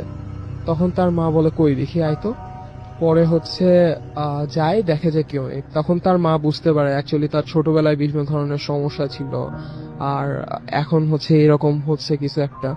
তো এইটা দেখে তার মা ব্যাপারটা বুঝতে পারে। তো তার মা বলে কি তুই আর আজকে বাড়ি থেকে বের হবি না। বাট ভাইয়া প্রবলেমটা হচ্ছে ওই রাত্র থেকেই তার পাগলামি স্টার্ট হয়। সে আবার ওই যে আগের মতো কথা বলতে পারে না, এই টাইপের ঝামেলাগুলো স্টার্ট হয়। আর তারপরে হচ্ছে তার বাবা মা ডিসিশন নেয় যে ওই যে আগের হুজুরকে দেখিয়েছিল তার কাছে নিয়ে যাবেন। বাট সেই ছেলেটা কোনো মতেই সেই হুজুরের কাছে যাবে না। অনেক মানে কি বলবো ভাই, একটা বাচ্চা ছেলে, তার বয়স হয়তো 8 থেকে 10 বছর হবে। আজব ব্যাপার হলো তাকে 5-6 জন মিলেও ধরে রাখা যাচ্ছে না, কন্ট্রোল করে রাখা যাচ্ছে না, তাকে ধরে নিয়ে যেতে হচ্ছে। পরে যখন হচ্ছে তাও খুব কষ্ট করে নিয়ে যাওয়া হচ্ছিল হুজুরের বাড়িতে, হঠাৎ করে সামনে দেখে একটা ঈগল পাখি, মানে ঈগল বলতে কি এটা খুব বড় মাপের একটা পাখি। তো বড় মাপের একটা পাখি মানে দেখতে অনেক ভয়ানক, অনেক বেশি ভয়ানক। এইটা দেখার পরে হচ্ছে তার মা ওই ওনাকে বলেন যে তুই হচ্ছে ওর হাতটা শক্ত করে ধরে রাখ। তখন ওনার শক্ত করে ধরে রাখার পরে ওনাকে হুজুরের কাছে নিয়ে যাওয়া হয়। হুজুর বলে যে ওই যে একটা জিন আমার হুজুরকে করা হয়েছিল, মানে হুজুরকে দেখেছিলেন, সেই জিনটাই কোনো না কোনো ভাবে হার্ম করবে, যার কারণে তার ফ্যামিলি মেম্বারসদের উপরে এসে মানে এই টাইপের কিছু মানে চেষ্টা করছিল যে তাদেরকে হার্ম করার কোনো মতে। আচ্ছা। বাট এট লাস্ট অনেক দোয়া কালাম, অনেক তাবিজ টাবিজ করার পরে আলহামদুলিল্লাহ তারা এখন সবাই ভালো আছে। Thank you so much. আমরা চলে যাব আমাদের পরবর্তী আমাদের প্রথম অতিথির কাছে আরো একবার, এবং তার কাছে তার আরো কিছু ঘটনা আছে, যে ঘটনাগুলো আছে সেই ঘটনাগুলো একটু আপনার কাছে শুনতে চাই। আপনার তো আরো বেশ কিছু ঘটনা আছে আপনার বাসার এবং আরো আদার্স বিভিন্ন জায়গার। তো আপনি যেভাবে বলতে চান আমি আপনার কাছ থেকে সেভাবেই শুনব। তার আগে এই অ্যাপার্টমেন্টেরই আরো 2টা জিনিস, একটা এখনই হঠাৎ করে মাথায় আসলো। এটাও কিন্তু ভালোই আর কি। সেটা হচ্ছে তার আগে আরেকটা, আমার ছেলের ইনসিডেন্ট হওয়ার পর আগে লাস্ট উইকে আমি কিচেনে কাজ করছি। তো আমার কিচেনে একটা কিচেন নাইফ আছে যেটা আমি অনেক কিছুর জন্য ইউজ করি। তো সেই নাইফটা খুঁজে পাচ্ছি না, কোথাও খুঁজে পাচ্ছি না, কোথায় কোথায় কোথায়। ডাইনিং টেবিলে দেখলাম, কিচেনে সব কাউন্টার টপে দেখলাম, কোথাও খুঁজে পাচ্ছি না। তারপর ইভেন সিঙ্কও আমি নাড়াচাড়া করলাম যে সিঙ্কের তলায় যদি ধুয়ে আমি রাখি, তাও পাচ্ছি না। তারপর আমি হঠাৎ করে আমার ফরগেট ইট, আমি অন্যদিকে টার্ন করে আবার আমি সিঙ্কের কাছে আসলাম যে আমি বেসিন থেকে বাটি টাটিগুলো তুলবো। জি। আগেন একটা ক্লিন পরিষ্কার মানে কর্নারে যেখানে কিছু নাই, কাঁচিটা ওখানে রাখা। আচ্ছা। সো হাউ ওয়াজ লাইক, মানে ইটস অলমোস্ট লাইক আমার সাথে এরা মানে they are playing a game with me, hide and সিকের। হ্যাঁ, আমার কাছে মনে হচ্ছে এটা কোথা থেকে আসলো। আমি এখনই এই জায়গাটাতেই চেক করলাম, এবার একটা সাদা বাটি ছিল, বাটিটার পাশে কিছু নাই। হঠাৎ করে আমি টার্ন করে দেখি যে আবার কাঁচিটা ওইখানে। So again I was like, আমি যতবার এটা আমি মনে মনে থ্যাংক ইউ যেই দিচ্ছ, ইউর হেল্পিং মি আউট। তারপরে তারপর আমি আরেকটু পেছনে যাচ্ছি, আই থিঙ্ক লাস্ট মান্থে বা কিছু, আমি আমার আমি জানি আমার আলমারির একটা ড্রয়ারে আমি সব ইম্পর্টেন্ট জিনিস রাখি, টাকা পয়সা সব রাখি। ওখানে আমি জানি যে কোনো নোটস নাই বা কিছু নাই, টাকা নাই। তো ওইটা আমি হঠাৎ করে খুললাম কিছু একটা কাগজ টাগজে দেখার জন্য, অল অফ সাডেন ওখানে দেখি 5,000 টাকা রাখা। তাহলে এটা কোথা থেকে আসলো? কারণ আমি লাস্ট টাইম ওখান থেকে টাকা বের করেছি যখন, তখন কোনো টাকাই ওখানে ছিল না। আচ্ছা, মানে একদম সব শেষ করে। হ্যাঁ, ওই ড্রয়ারে ওইরকম নোট কোনো ছিল না, শুধু $200 ছিল, তাছাড়া কোনো পয়সা মানে বাংলাদেশি কারেন্সি ছিল। তো তার হঠাৎ দেখে একটা ব্যাগের মানে ওইটাও মানে খুব একটা তলায় বা কিছু না যে আমি খেয়াল করি নাই বা কিছু, আমার টাকা থাকলে ওপরেই থাকবে। তো ওইটা পেয়ে আমার লাইক আচ্ছা বাহ ভালো তো, মানে হঠাৎ করে পেয়ে গেলাম, টাকাটা কাজে লাগবে। তো এটা যেরকম একটা ছিল। তো এগুলা গেল সেই কথা। এখন কি আমাদের বাসার কথা? ওকে, সো নাও গোয়িং ব্যাক, এটা অনেক বছর আগের কথা। আমার আব্বার বাসাও ধানমন্ডিতে, আমিও ধানমন্ডিতে থাকি, তার বাসাও ধানমন্ডিতে। সো ধানমন্ডিতে যেই বাসাটা আমরা কিনেছিলাম, সেটা একটা খুব ওল্ড একটা বাসা ছিল, যেটা পরবর্তীতে আমরা ভেঙে এখন আমাদের থাকা যেখানে থাকি সেই বাসাটা করা হয়েছে। এবং এটাও মানে খুবই একটা মানে ওয়েল নোন জায়গাতে আর কি, যে কোনো বললেই যে কোনো মানুষ চিনতে পারবে। তো যাই হোক, তো পুরান বাসাটা যখন কেনা হয় তখন আমরা ফিউ ইয়ার্স ওখানে মুভ ইন করি, থাকি। সো এই বাসাটা যেহেতু পুরান বা এটার হিস্ট্রি কি আমি জানি না, বাট উই অল নিউ যে এখানে কিছু একটা আছে। কেন বলি যে এখানে ওই সেম নয়েজ গুলো আমরা পেতাম। আর এটা 1 ইউনিট বাসা ছিল, এটা এমন না যে উপরতলায় ভাড়াটে আছে বা কেউ আছে, পুরা বাসাটাতেই আমরা থাকতাম। নিচের তলায় ছিল ডাইনিং ড্রয়িং, মাঝ ফ্লোরে ছিল সব বেডরুম গুলা, আর ছাদে একটা মানে ছাদ, খোলা ছাদ ছিল আর কি। সো প্রায় ওই মশলা পেশার মতো আওয়াজ হতো ছাদ থেকে, কিন্তু ছাদে তো কিছু নাই, কেউ নাই। হ্যাঁ, আর সব থেকে ইন্টারেস্টিং হচ্ছে যে ইমাজিন করেন বাসার এন্ট্রান্সটাতে ঢুকতেই একটা সিঁড়ি যেটা দোতলায় যাচ্ছে, দোতলাতে যখন স্টপ হচ্ছে ওই সিঁড়িটার ডান দিকে আমাদের বেডরুম ছিল, মানে আমি আমার বোন থাকতাম। ওই সিঁড়িটার ওইখানে সন্ধ্যার সময় মাগরিবের আজানের সময় একটা স্মেল পাওয়া যেত, লাইক আমি ঠিক স্মেলটা বোঝাতে পারবো না, এটা আতরের মতো স্ট্রং না, আবার ফুলের আতর আর ফুল মিক্সচার যদি কিছু হয়, উইথ আ ভেরি মানে মাইল্ড একটা সফট একটা পাওয়া যেত। এবং ঠিক ওই মাগরিবের আজানের সময়টুকুতেই ওই জায়গাটুকুতেই থাকতো, আর কোথাও পাওয়া যেত না। এটা খুবই অদ্ভুত, মানে এই ব্যাপারটা আমি অনেক শুনেছি। হ্যাঁ, এই গন্ধটা আবার এটা কিন্তু আবার থাকতো, আবার মিলিয়েও যেত। হ্যাঁ, বাট ভেরি মাইল্ড একটা গন্ধ। তো ঠিক আছে, ওটা ছিল, ওটাও আমরা ইগনোর করলাম। তারপরে এই বাসাটি ইভেন্চুয়ালি ভেঙে যখন নতুন বাসা তৈরি করা হলো, তখন আমাদের বাসায় নাইট গার্ড থাকতো। আর আমাদের দারোয়ানের জন্য পেছনে একটা বিল্ডিং আছে যেখানে তারা থাকে। সো নাইট গার্ডটা যখন রাতে সারা রাত জেগে ডিউটি করছে, হঠাৎ তাকে নাকি সে হঠাৎ একদিন দেখলো যে একটা মহিলা দাঁড়িয়ে আছে একটা মাছের মাথা নিয়ে। মহিলাটার চেহারা সে হয়তো বা দেখতে পায় নাই, মানে ঘোমটা দেওয়া ছিল। হ্যাঁ, বাট তার হাতে একটা মাছের মাথা ছিল, এন্ড সে গার্ডটাকে সেটা অফার করছিল খাওয়ার জন্য, যে খাওয়ার জন্য। তো মানে এটা আমরা পরের দিন শুনেছি তার কাছে, অবভিয়াসলি এটা করার পর কেউই থাকবে না সেখানে। তো হি ইভেন্চুয়ালি সে কাজ ছেড়ে চলে যায়। তো তারপর এরকম স্মেল টেল থাকতো। তো তারপর আমি যেরকম পার্সোনালি সকালবেলা যখন ঘুম থেকে উঠতাম, মাঝে মাঝে বডির মধ্যে স্ক্র্যাচ মার্কস পেতাম। মানে এমন না যে আমার বড় নেলস আছে বা কিছু, বা যেই সব জায়গাতে পিঠে হতো বা পেটে হতো, মানে স্ক্র্যাচ মার্কস দেখতাম। সো আমাদের এখানে কি করে কাপড়ের উপর থেকে কিভাবে এরকম স্ক্র্যাচ মার্কস থাকবে? সো এটাও বলতাম আমাদেরকে। তারপর একদিনের কথা, রাতের বেলা আমাদের প্রত্যেক রুমে ইন্টারকম ছিল। তো রাত 1টা-1:30 হবে, আমি জেগে আছি, মেবি অনলাইনে ছিলাম অর সামথিং। তখন আমার রুমের ইন্টারকমটা বেজে ওঠে। তো আমি বললাম এত রাতে কে ফোন করলো, আম্মুর শরীর খারাপ হলো নাকি, কোনো এমার্জেন্সি হলো নাকি। তো আমি পিক করার সাথে একটা কান্নার আওয়াজ পেলাম, মানে চাপা একটা কান্না যখন হয় না, করে একটা, মানে ওই আওয়াজটা এখন আমি শুনতে পাই কানের মধ্যে। তো ওইটা শুনে আমি আর কিছু বললাম, আমি হ্যালো হ্যালো করে যখন এরকম কান্নার আওয়াজ হচ্ছে, আমি খাট করে ফোনটা রেখে দিলাম। রেখে আমি রুম থেকে বের হয়ে আমি আই ওয়েন্ট আমার প্যারেন্টসদের রুমে, যে ওখান থেকে কোনো আওয়াজ আসছে কিনা, ওনারা ঠিক আছে কিনা। মানে পুরো বাসাটাই চুপচাপ, সবাই কিন্তু ঘুমাচ্ছে। হ্যাঁ, বাট ওইটা শোনার পর থেকে I was so freaked out যে আমি লাইট জ্বালিয়ে তারপর থেকে ঘুমাতাম। যে মানে এটা কোথা, পরের দিন আমি জিজ্ঞেস করলাম যে কেউ কে আমার রুমে ফোন করেছিল এত রাতে, বলল না সবাই তো ঘুমাচ্ছে, কেউ ফোন করেনি।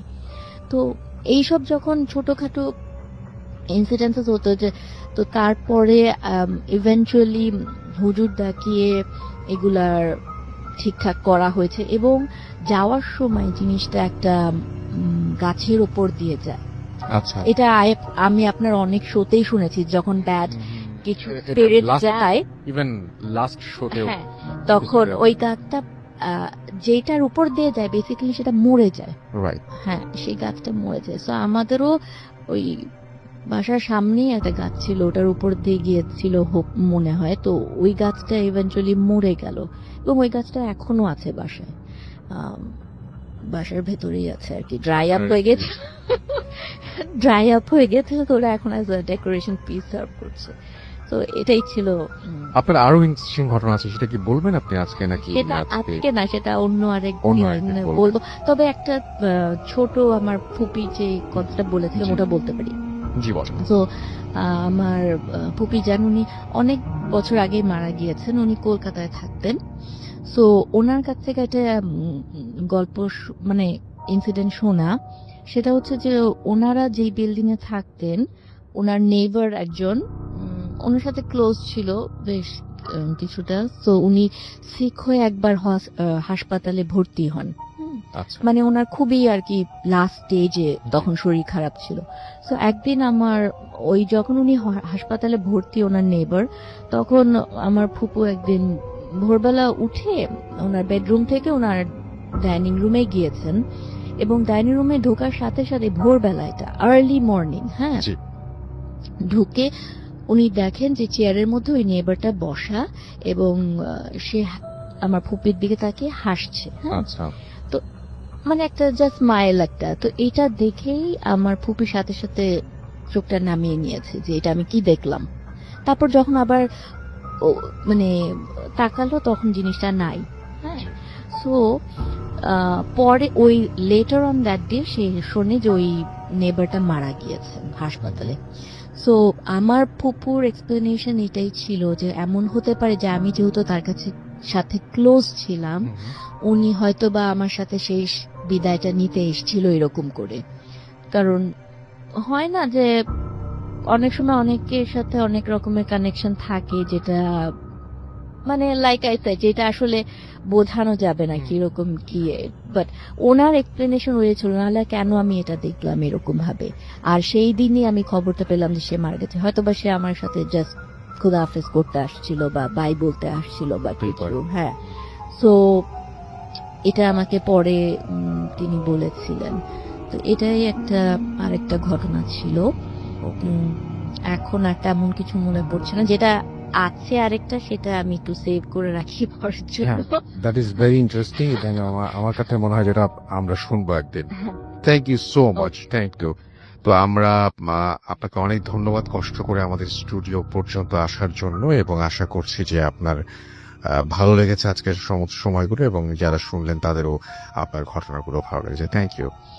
তো আমি এখন দেখতে পাচ্ছি যে আমাদের যে পেজটা রয়েছে ভূত এফএমের, সেখান থেকে হচ্ছে তাহসিন আবিদ আছেন আমাদের সঙ্গে ঢাকা যাত্রাবাড়ি থেকে, এবং তিনি শুনছেন পরিবারের সাথে, ফ্যামিলি সবাইকে নিয়ে। কাজী রাকিব আমাদের সঙ্গে আছেন, আমাদের সঙ্গে আছেন শাহাদাত মাফি, আমাদের সাথে আছেন দেখতে পাচ্ছি রুহুল আমিন, এবং আমাদের সাথে আছেন দেখতে পাচ্ছি শাহাদাত হোসেন মাফির কথা বলেছি, HM রেজা আমাদের সঙ্গে আছেন, আমাদের সঙ্গে আছেন দেখতে পাচ্ছি এছাড়াও বৃষ্টি চক্রবর্তী, এবং আমাদের সঙ্গে আছেন দেখতে পাচ্ছি AHD হোসাইন চৌধুরী, আমাদের সঙ্গে আছেন দেখতে পাচ্ছি মুহতাসিম ফুয়াদ, আমাদের সঙ্গে আছেন এছাড়াও প্রেমহীন আকাশ, তিনি বলছেন এটা আসল পেজ কিনা। ইয়েস, এটা আসল পেজ।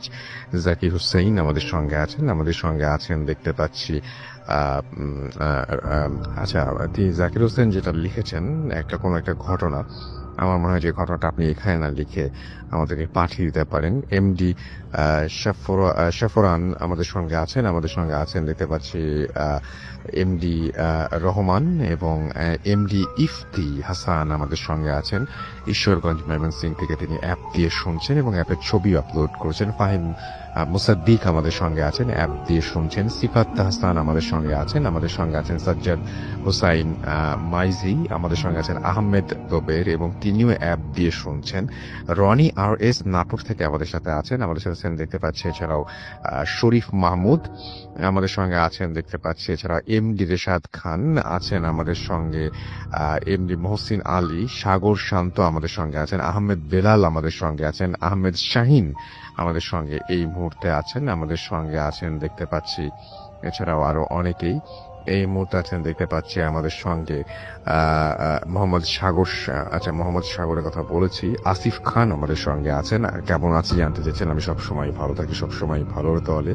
আমাদের সঙ্গে আছেন তাহসিন হাসান তুষার, এছাড়াও আমাদের সঙ্গে আছেন জাকির হুসাইন, আছেন আমাদের সঙ্গে এহসান তানভীর, আমাদের সাথে আছেন দীপক দাস, MD সোহান আমাদের সঙ্গে আছেন, আমাদের সঙ্গে আছেন দেখতে পাচ্ছি আরো অনেকে।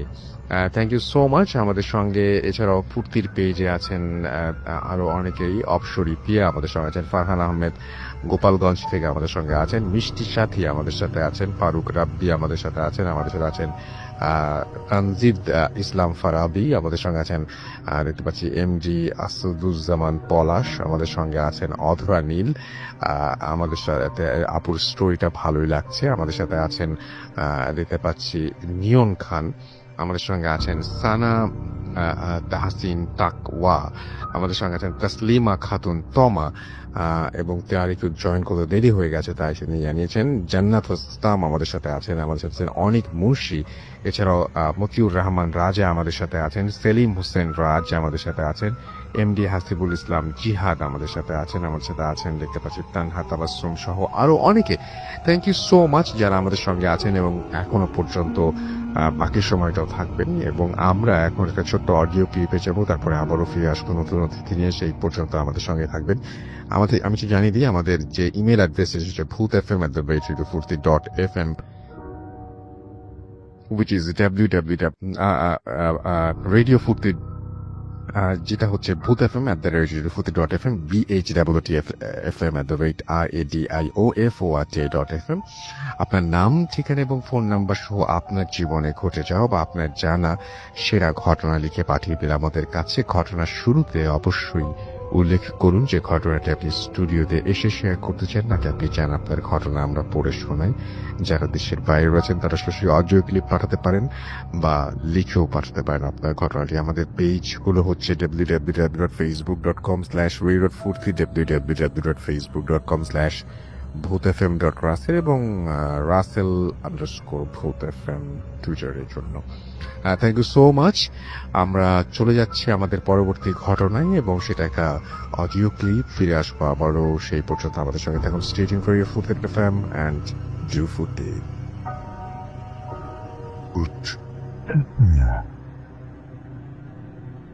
The night comes alive. বিশ্বাস করা না করাটা আপনার ব্যাপার।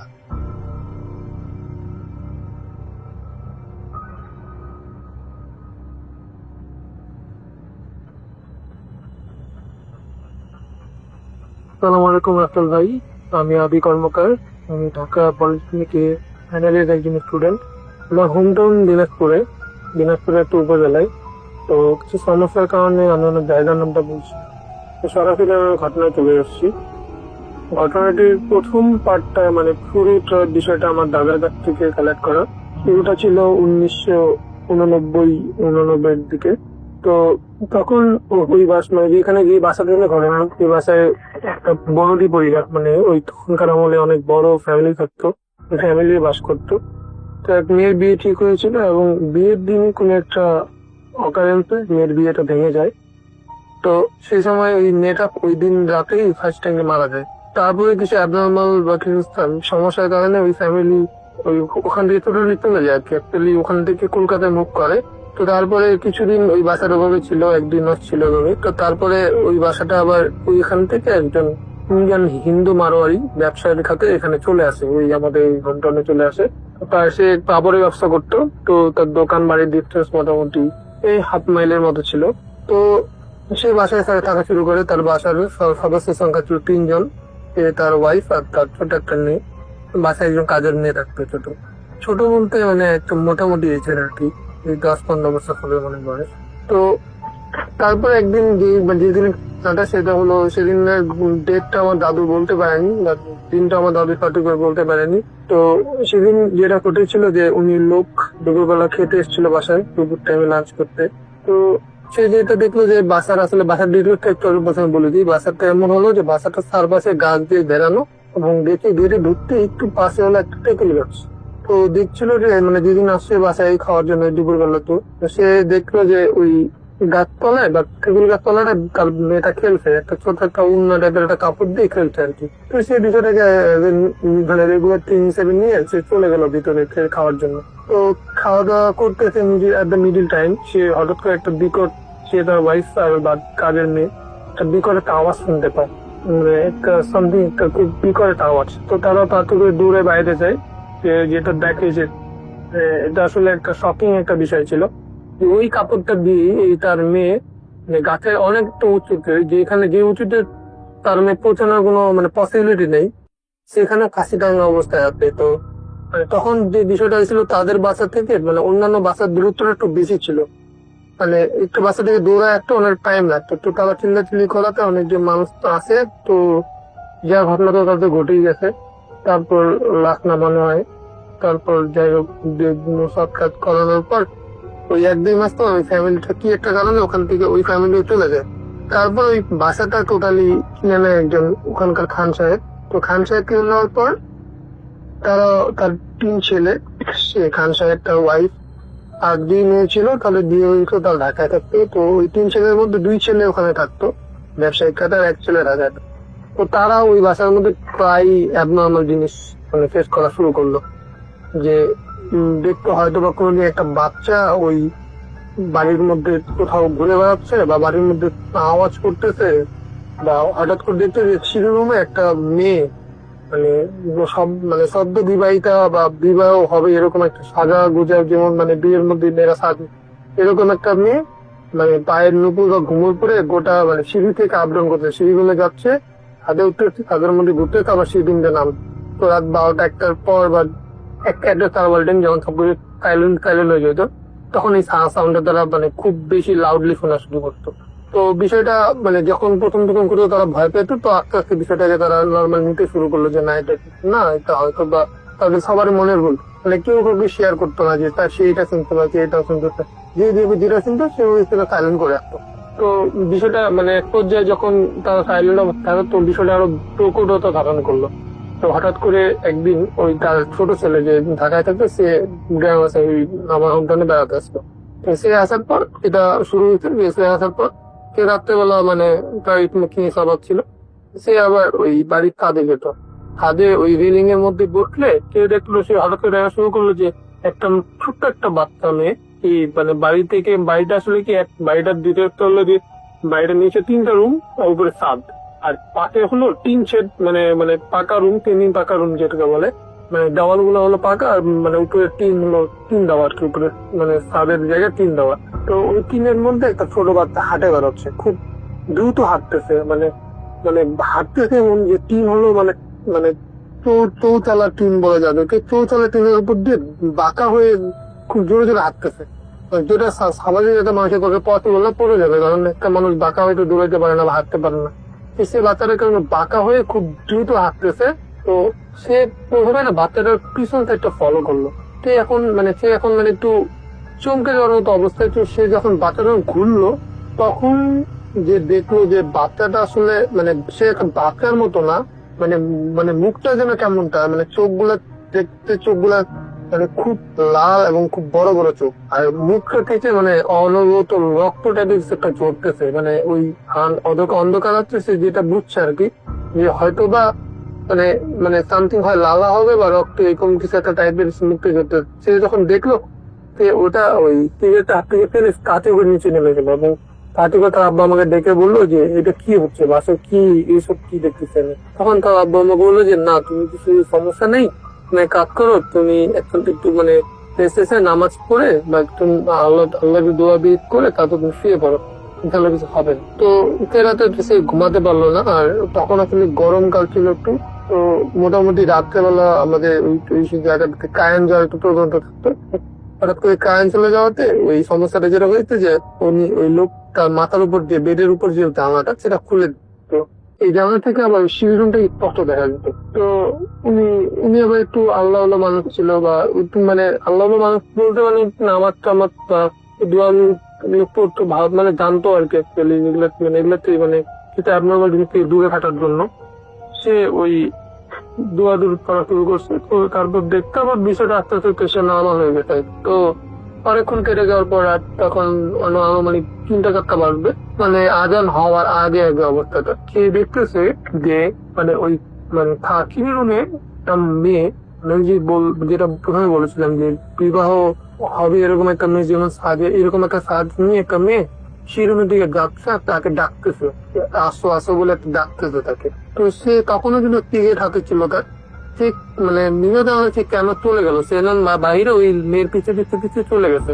সে অনেকক্ষণ যাওয়ার পর যখন ছাদের একটা রেলিং একদম কোনায় চলে আসছে, তখন সে হঠাৎ করে ভাবতেছে যে মানে সে তখন একটা ফিরে আসছে যে সে এখানে কেন আসছে, বা সে এখানে কখন আসতো বা কিভাবে আসতো, এটা চিন্তা করতেছে। তো তাড়াতাড়ি করে যখন নামতে যাবে তখন মানে শিরুমটা যেখানে শিরুমের উপরে মানে শিরুমটা আসলে কি মানে শিরুমটা ঢোকার জন্য যে আমরা যেমন ছোট একটা রুমের মতো রাখি, তো ওই রুম ওখানে ওরকম ছিল, টিনের একটা সেট দেওয়া ছিল। তো দেখতে টিনের উপরে একটা মেয়ে ওই পা গুলাই বসে আছে, পা গুলো খুব বড় বড় নাড়াচ্ছে, মানে সেই রুমের মানে গেটটা অর্ধেকটা পা কভার করে আছে, আর তাকে দেখে খুব বিভৎস ভাবে হাসতেছে। তো সে কোন রকম মানে মানে কিছু একটা মানে সোলাটার উপরে দৌড়ে সেখানে চলে আসে, এবং মানে যখন এই রুমের সামনে আসে মানে পরে অজ্ঞান হয়ে যায়। তো তার বাবা মা তাকে দেখে তাড়াতাড়ি করে রুমে নিয়ে যায় এবং পানি ঢালে, এবং তখন আজান দিয়ে মোটামুটি সকাল হওয়ার অবস্থা, তখন ফিরে আসে, তার শরীরে অনেক জ্বর ছিল। তখন সে তখন তাকে জিজ্ঞাসা করতে, বাবা মা জিজ্ঞাসা করতে যে মানে বিচারা তুমি ছাদে গেছিলে কেন, সিঁড়ি রুমের পাশে তোমার বলেছিল, তুমি বললো তুমি ছাদে গেছিলে, তুমি কেন গেছিলে, আর তুমি ছাদে গেলেই বা তুমি সিঁড়ি রুমের পাশে শুয়েছিলে কেন, পড়েছিলে কেন। তখন সে বললো যে এরকম এরকম ব্যাপার, তার সাথে রাত্রে এরকম হয়েছে, সে এরকম কিছু দেখছে।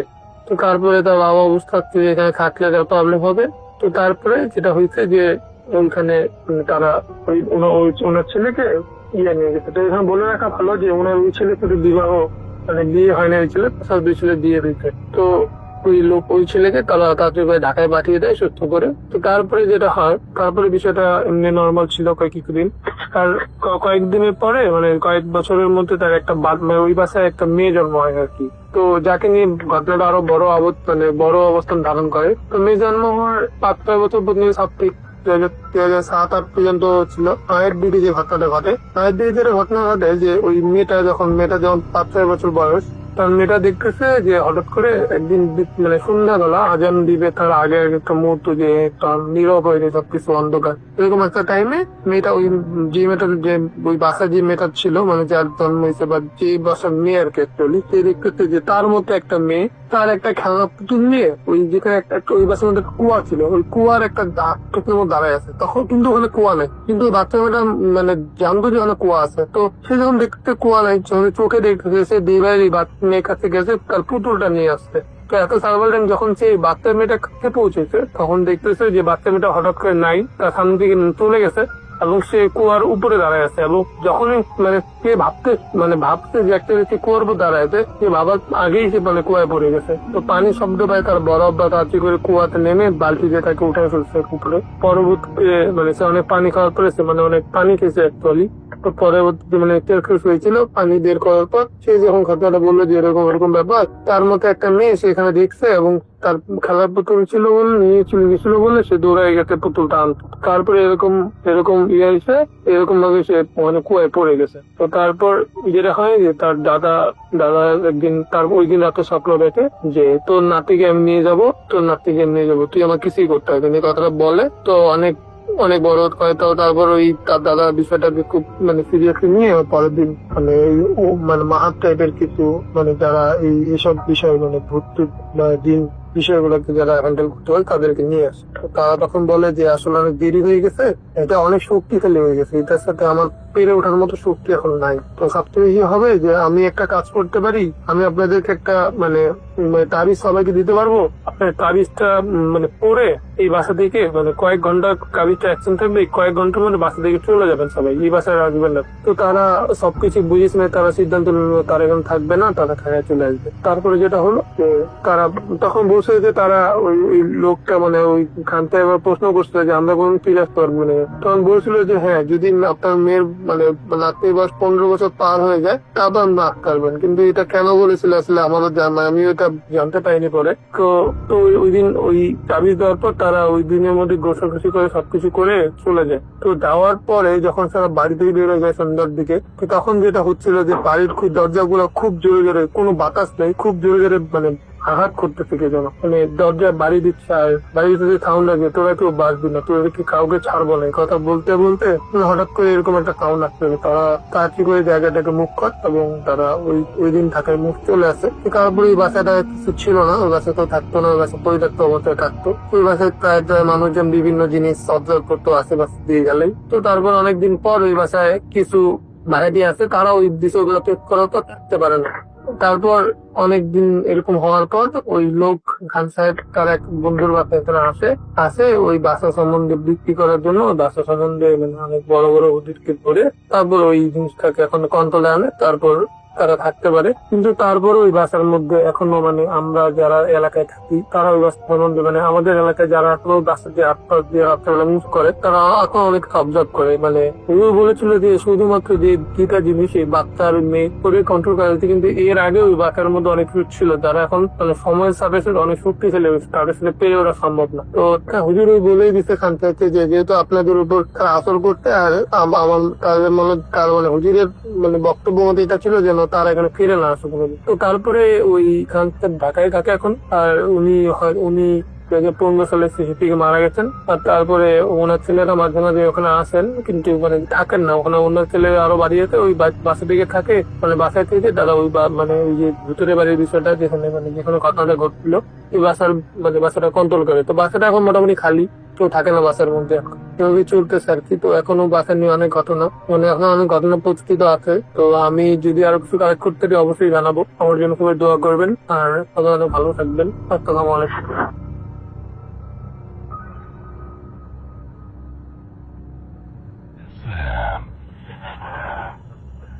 The night comes alive. বিশ্বাস করা না করাটা আপনার ব্যাপার।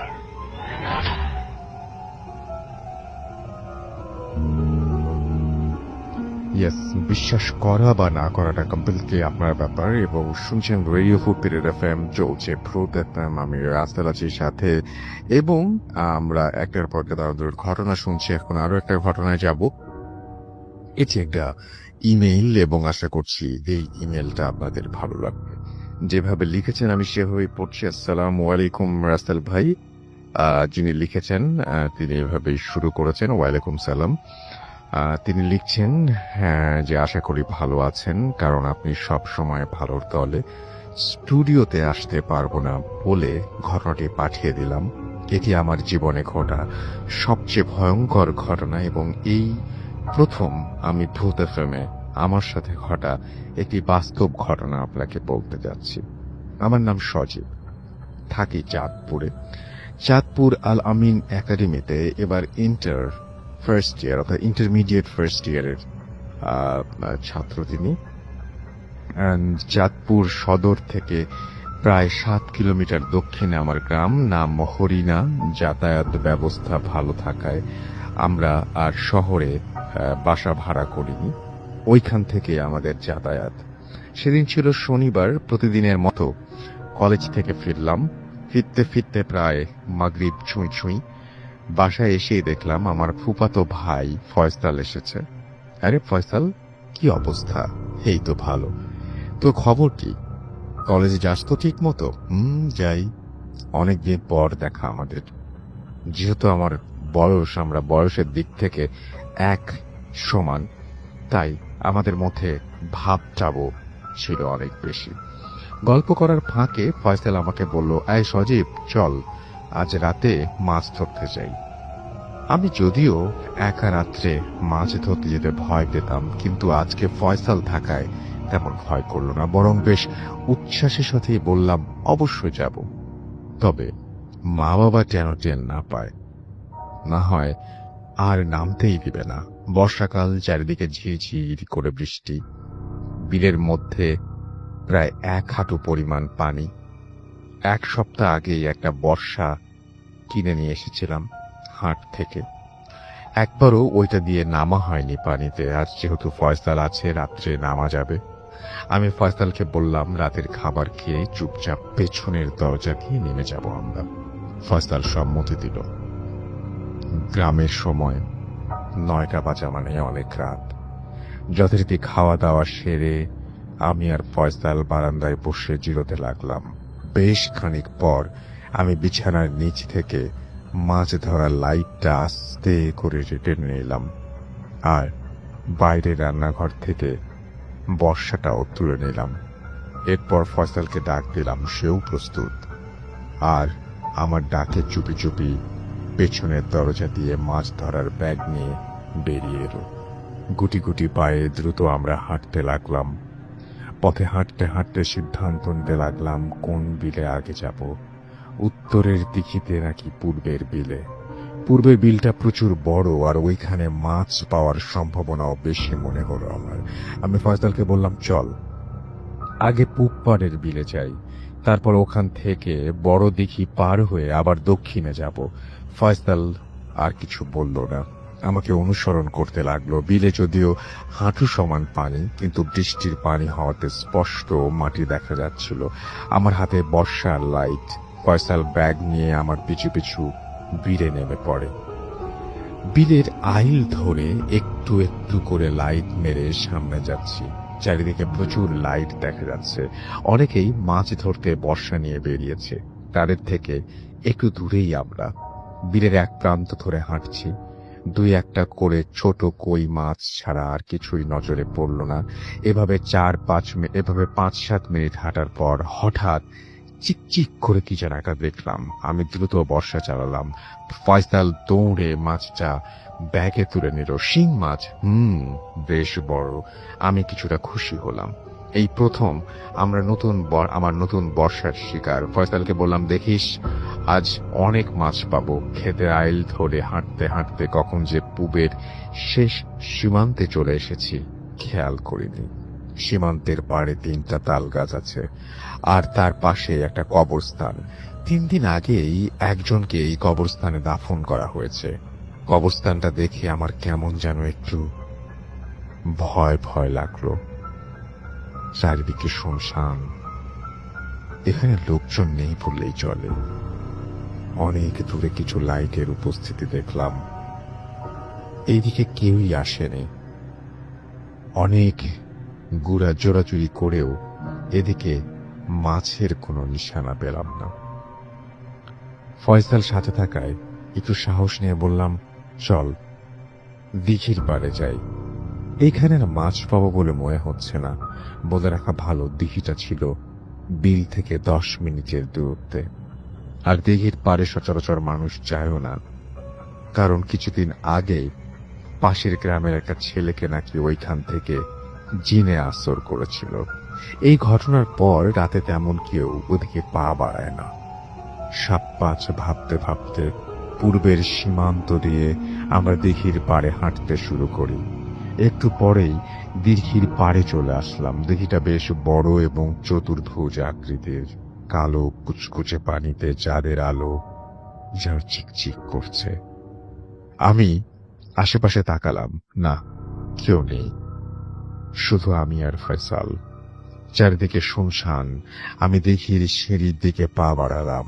ধীরে ধীরে নেমে দিঘির সিঁড়িতে লাইট মারার সাথে সাথে দেখলাম বড় একটা টাকি মাছ লাইটের ঝলকানি পেয়ে ধীরে ধীরে পিছু সরে যাচ্ছে। দেরি না করে ধুপ করে বর্ষাটা ছুড়লাম। একটা ক্যাক করে আওয়াজ আসলো। ধ্যাৎ, বর্ষাটা বোধহয় দিঘির সিঁড়ির নিচে গিয়ে বেঁধেছে। এখন কি হবে? ফয়সাল বলল, তুই ব্যাগটা ধর। আমি লাইট নিয়ে নিচে নেমে দেখি কি বিঁধল। ফয়সাল আমার হাতে ব্যাগটা দিয়ে লাইটটা নিয়ে নিচে নামলো। প্রায় হাঁটু সমান পানিতে নেমে গেল। প্রায় 5 মিনিট হয়ে গেল, কিন্তু ফয়সাল বর্ষাটা তুলতে পারছে না। কিরে, কিছু বুঝলি? কি বিঁধল? ফয়সাল চুপচাপ দাঁড়িয়ে আছে, কিছু বলছে না। কিরে ফয়সাল, বর্ষাটা খোল, নিয়ে আয়, দেখিস একটা শিক যাতে না ভাঙে। কিন্তু ফয়সাল আমার দিকে পেছন দিয়ে নুয়ে আছে, কোনো কথা বলছে না। আর লাইটটাও নিচের দিকে ধরে রেখেছে, ওর চেহারাটাও দেখা যাচ্ছে না। বিরক্ত হয়ে আমি একটু এগিয়ে যাই। যেই ফয়সালের জামা ধরে টান দিলাম, কিন্তু এ তো ফয়সাল না। আমার আত্মা যেন খাঁচা থেকে বেরিয়ে যাবার অবস্থা। এক দৃষ্টিতে আমি তাকিয়ে আছি বিড়াল রূপী একজন মানুষের দিকে। চোখগুলো যেন আগুনের মতো কোটর থেকে বেরিয়ে যাবার উপক্রম। চাপার আগে গো গো করছিল সে। তখন আর এত কিছু দেখার বা বোঝার কোনো সুযোগ ছিল না। আমি যেই ফয়সালের এই বিভৎস রূপ দেখলাম, আমি চিৎকার দিতে যাব, কিন্তু আমার মুখ দিয়ে কোনো শব্দ বের হচ্ছিল না। আর কেউ যে আমার চিৎকার শুনে এগিয়ে আসবে সেই উপায়ও ছিল না। চারিদিক একদম নীরব, নিশ্চুপ, যেন সবাই আমার মৃত্যুর তামাশা দেখার জন্যই অপেক্ষা করছে। একটা শীতল হাত যেন আমার ওপরে এসে আছড়ে পড়ল। আমি সেই মুহূর্তেই সিঁড়িতে লুটিয়ে পড়লাম।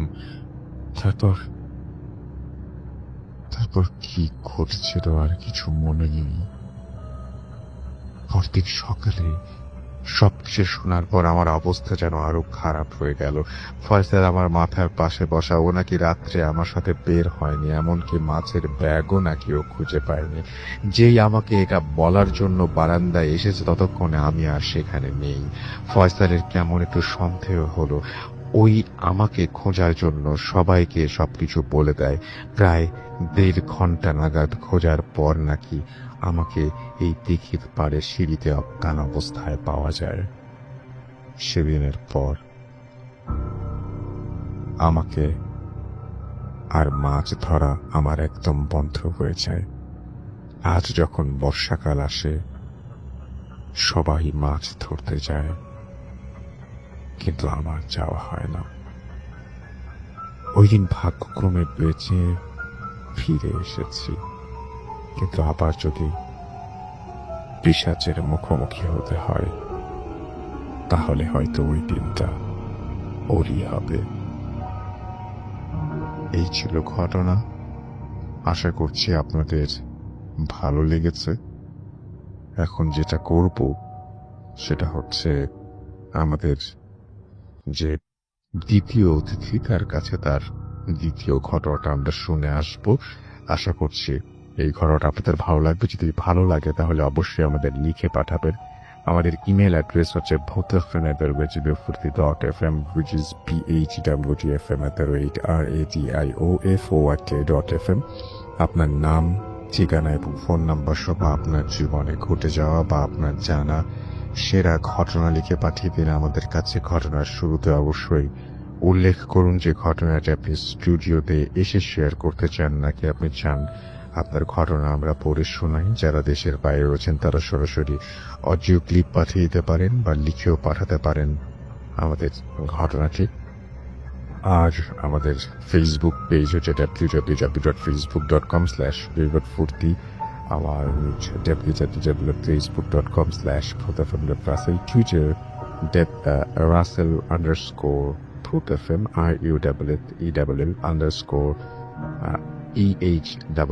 RUSSELL_EHFM। সালমান আজিম আমাদের টুইটারে আমাদেরকে টুইট করেছেন এবং তিনি দেখছি যে এখানে লিখেছেন যে নববর্ষের আগে শেষ ফুড এফএম, কি দারুণ হচ্ছে, 8 বছর ধরে আছি, আগামীতেও থাকবো। Thank you so much. Mahmudul তামিও আমাদের সাথে আছেন দেখতে পাচ্ছি। এলসি রনি আমাদের সাথে আছেন দেখতে পাচ্ছি। এমডি আরিফুর রহমান, ইমেলটা ভয়ের ছিল সেটা তিনি লিখেছেন। আবু ফনোমান ফয়সাল আমাদের বলছেন আয়নার ঘটনাটা কোথায়, আমি দেখি যদি আজকে প্লে করতে পারি, না হলে অন্য কোনো দিন প্লে করব। এটা মালদ্বীপ থেকে এসছে, চমৎকার অডিও ক্লিপ, আপনারা মনে রাখার জন্য ধন্যবাদ, অবশ্যই প্লে করব। রফিকুল ইসলাম আমাদের লিখেছেন এবং তিনি ওয়েস্ট বেঙ্গল মুর্শিদাবাদ লালগোলা থেকে আমাদের সঙ্গে আছেন দেখতে পাচ্ছি। শিশির ঘোষ এবং তিনি জামালপুর নারুন্দি থেকে আমাদের সঙ্গে আছেন দেখতে পাচ্ছি। আবু রাহি এবং ফার্স্ট ইমেলটা তার কাছে বেশি ইন্টারেস্টিং লেগেছে। আমাদের সাথে আছেন দেখতে পাচ্ছি এছাড়াও আরো অনেকেই। আবু নোমান ফয়সাল আমাদের সঙ্গে আছেন আবু রাহান রকি, এছাড়াও আছেন আমাদের সঙ্গে দেখতে পাচ্ছি এই মুহূর্তে সাইফুল ইসলাম SR, কক্সবাজার মহেশখালী থেকে তিনি শুনছেন। আমাদের সাথে আছেন স্বপ্নিল নোমান এবং নোয়াখালী থেকে তিনি আমাদের সাথে আছেন। বিশাল বৈরাগী ফিরোজ গোপালগঞ্জ থেকে।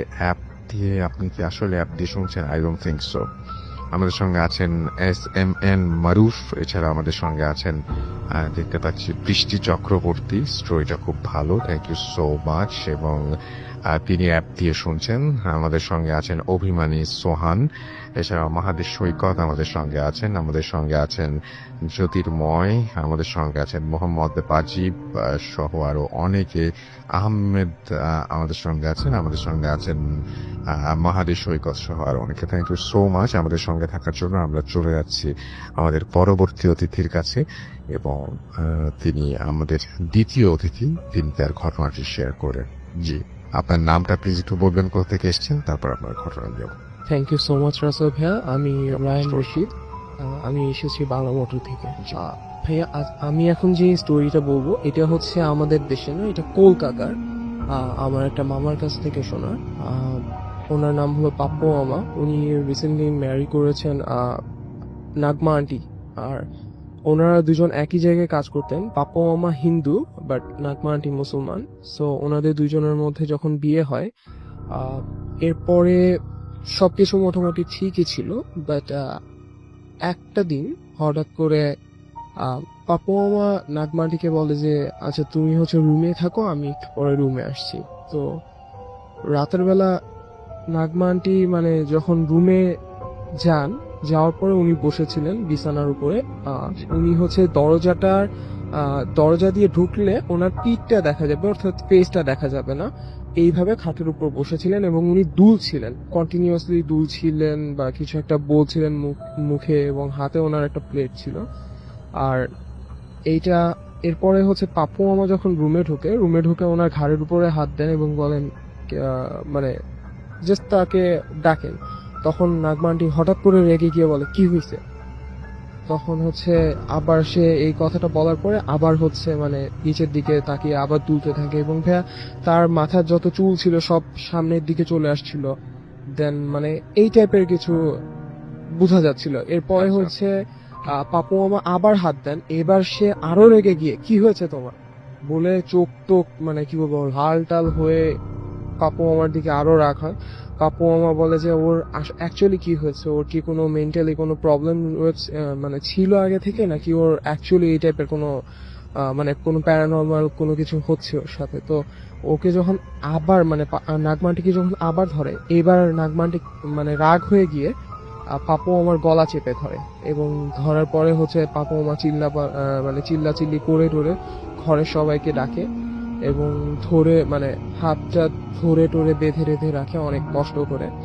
তো ভাইয়া মানে অ্যাকচুয়ালি মজার ব্যাপার ছিল এখানে, পাপু মামা আমাকে বলে যে রায়ান তুমি হয়তো একা অনেকের সাথে অনেক মানে তাকে ধরে রাখতে পারবা, বাট মানে সে একজন মেয়ে মানুষ, বাট তাকে ধরে রাখার জন্য মানে 6 জন এনাফ হচ্ছিল না, 6 জন তাকে ধরে রাখতে পারছিল না, হাতটা ছেড়ে টেড়ে দিয়ে একেবারে খুব মানে কি বলবো খুব শক্তিশালী হঠাৎ করে হয়ে গিয়েছিল। তখন হচ্ছে পাপু মামা বলে যে এরকম আমরা তো অ্যাকচুয়ালি হতো কি মানে নাগমাটির বিয়ে হওয়ার পরে উনি হচ্ছে একটা গাছের নিচে বসে থালা বাসন ধুতেন এবং সাথে ছিল পুকুর, এবং ওইখান থেকেই নাকি মানে ফেরার পর এই টাইপের ঝামেলাগুলো শুরু হতো। এবং ভাইয়া এটা কন্টিনিউয়াসলি 1 মান্থ ধরে চলছিল। একটা টাইমে নাগমাটির মা এবং পাপু মামা মিলে ডিসাইড করে যে তাকে কোনো একটা ওঝা বা তান্ত্রিক টাইপের এই টাইপের কারোর কাছে নিয়ে যাওয়া যাক। যখন তার কাছে নিয়ে গিয়েছে তখন হচ্ছে তান্ত্রিক বলে যে আপনাদের বাড়ি রয়েছে যে এই গাছটার নিচে এরকম বসে থাকতো, ওই গাছটা থেকে হয়তো ওর উপরে কিছু ভর করেছে। বাট ভাইয়া মজার ব্যাপার হচ্ছে ওই তান্ত্রিক কিন্তু ওই এলাকায় যায়নি, ওই এলাকা থেকে অনেক বেশি দূরে ছিল। বাট উনি কিভাবে জানি জেনে গিয়েছিলেন যে ওইখানে উনি গাছের নিচে বসে থালা বাসন ধুতেন, এবং ওনাকে নাকি ওই যে মানে নাগমান্টির ঘাড়ে যে জিনটা আসর করেছিল বা যাই বলা যাক না কেন, উনি নাকি বলেছেন যে এই মেয়েটাকে আমার পছন্দ হয়েছে, আমি ওকে ছাড়বো না, যে করে হোক আমি ওকে ছাড়বো না। তখন হচ্ছে পরে অনেক ইয়ে করার পরে নাগমান্টিকে ছেড়ে দেওয়া মানে কোনো মতে সেখান থেকে চলে আসে। একটা সময় পাপ্পু আমার আর কি মনে ওঠে যে যখন তার ওইখানে মানে বাড়ি তৈরিও করা হয়নি, তার বাড়িটা ছিল ঠিক পাশে, একজন মানে পাগল বলতে পারেন ভাই, তার একটু মেন্টালি একটু প্রবলেম ছিল, উনি একটু সিক ছিলেন মেন্টালি। ফর দ্যাট রিজন তার বাবা মা তাকে ঘর থেকে বের করে দেয়, এবং বের করে দেওয়ার পরে সে ওই গাছের নিচে বসে থাকতো এবং এভাবেই মানে কি বলবো দুলতো সারাদিন এবং কিছু একটা বলতো মুখে, এবং উনি বিয়ে করেননি।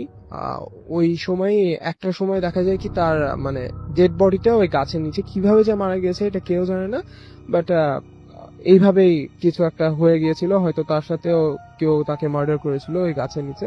বাট ওর পর থেকে ওই গাছের নিচে যেই যায় না কেন ভাইয়া এই টাইপের বিভিন্ন ধরনের ঝামেলা হয়। ঠিক একই ভাবে ভাইয়া ওই গ্রামে যারাই বিয়ে করে না কেন তাদের সাথে তাদের বিভিন্ন ধরনের প্রবলেম সৃষ্টি হয়। আর নাগমা আন্টির সাথেই ঠিক আরেকজন আছেন শাহরুখ ভাই, তো শাহরুখ ভাইয়ের সেম ওনারা দুজন বিয়ে করেছেন, শাহরুখ ভাইয়ের ওয়াইফ। তো হঠাৎ করে শাহরুখ ভাইয়ের ওয়াইফের এই যে এরকম 1 মান্থের মাথায় এসে তার মানে ওয়াইফের কিছু একটা এরকম প্রবলেম হয়। এরপরে দেখা যায় কি ভাই তার ওয়াইফ হঠাৎ করে হচ্ছে দেয়ালের সাথে খুব জোরে মাথায় বাড়ি দিচ্ছে। এরপরে হচ্ছে ভাইয়া শাহরুখ ভাই আমাকে বললো যে ও দেয়াল ক্রোলিং করে ওঠা শুরু করেছে। আমি জাস্ট এই জিনিসটাতে বেশি অবাক হয়েছি যে একটা দেয়াল প্লেন থাকে, বাট একটা মানুষ কিভাবে সেটাতে ক্রোল করে উপরে চড়তে পারে। বাট শাহরুখ ভাই আমাকে বলে যে এটা 100% ট্রু, এবং তার নিজে চোখে দেখা, এবং সে আমাকে ছবি বের করে দেখে যে সে যে মাথা বাড়ি দিয়েছিল সেটা তার কারণে তার মাথা একটা মানে ব্লু কালারের স্পট তৈরি হয়ে গিয়েছিল। তো এটা আমাকে দেখিয়েছিল। এরপরে হচ্ছে বলে ভাইয়া যে এরকম তাকেও পরে তান্ত্রিকের কাছে নিয়ে যাওয়া হয়। তারপরে তান্ত্রিকও বলে ওই যে ওই টাইপের কিছু একটা তার উপরে আছর টাইপের কিছু একটা করেছিল, যার কারণে এই ধরনের সমস্যা ছিল।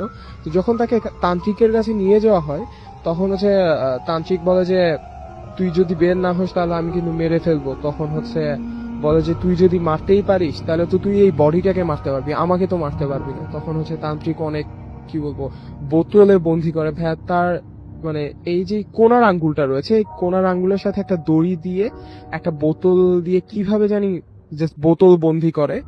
এরপর থেকে ভাইয়া তারা দুজনই আলহামদুলিল্লাহ এখন পর্যন্ত সুস্থ। Thank you so much. আমি দেখতে পাচ্ছি যে আমাদের এইখানে ফেসবুকের যে পেজগুলো আছে সেখানে অনেকে কমেন্ট করছেন, এবং সেগুলো আমি আস্তে আস্তে পড়তে চাই আমাদের সঙ্গে যারা আছেন। তবে তার আগে যেটা করতে চাই, আমাদের এখানে আরো একজন অতিথি আছেন, তার সাথে আমরা একটু কথা বলবো। আপনার নামটা আপনি কাইন্ডলি একটু আমাকে বলবেন, তারপরে আপনি একটু জানাবেন যে আপনি কোথা থেকে এসেছেন, তারপরে আপনার ঘটনায় যাব আমরা। জি। ধন্যবাদ আসল ভাই। আমি উজ্জ্বল। জি। আমি আসছি যাত্রাবাড়ি ধোলাইপাড় থেকে। জি। রাসেল ভাই, আমার ঘটনাটা হচ্ছে 2004 সালের ঘটনা। জি। তো আমি সাধারণত আমার মানে ভ্রমণ পিপাসু, আমি মানে ঘুরতে খুব পছন্দ করি। তো আমি বাংলাদেশ অনেক জায়গায় ঘুরছি। তো এই ঘোরার মানে ছিল হচ্ছে আমার বাবার ট্রান্সপোর্ট বিজনেস ছিল। তো আমার বাবার ট্রাকে করে আমি অনেক জায়গায় গেছি বাংলাদেশে। আচ্ছা। তো এটা হচ্ছে 2004 সালের ঘটনা, যখন আপনার এটা গরমের সময় ছিল, যেটা আমরা ওই কি বলে আম কাঁঠাল মানে পাকে বা হয়, ঠিক আছে, ওরকম একটা সময়। তো আমি জানতে পারি আমার চাচাতো ভাইয়ের মাধ্যমে যে আমাদের গাড়ি রাজশাহী যাচ্ছে। তো চাচাতো আমাকে বললো যে তোদের গাড়ি রাজশাহী যাচ্ছে, তুই কি রাজশাহী যাবি? তো আমি বললাম যে হ্যাঁ, রাজশাহী যাওয়া তো অনেক শখ, তাই আমি রাজশাহী যাব। তো আমাকে বলে যে তাহলে তুই ড্রাইভারের সাথে যোগাযোগ করি, ড্রাইভারের সাথে যোগাযোগ করলে তোরে ড্রাইভার পিক করে নিয়ে যাবে। তা আমি রাসেল ভাই বরাবর ড্রাইভারের সাথে যোগাযোগ করলাম, ড্রাইভারকে বললাম যে তুই মানে কতক্ষণ নাগাদ গাড়ি লোড হবে। তো আমাকে বলল যে রাত্রে কোথায় লোড হয়ে যাবে, আমি আপনাকে ফোন দিব। তো ভাই যে কথা, আমাকেও রাত্রে ফোন দিল। তখন 12টা 12:30 মতো বাজে। ফোন দেওয়ার পরে আমি বাসার থেকে বের হলাম। পরে গাড়ির সামনে মানে মেন রোডে উঠবো। মেন রোডে ওঠার পর দেখলাম ড্রাইভার আমার জন্য দাঁড়িয়ে রয়েছে। তো আমি ড্রাইভার আমাকে দেখার পরে আমরা গাড়িতে উঠলাম এবং ড্রাইভার গাড়ি স্টার্ট দিল। জি।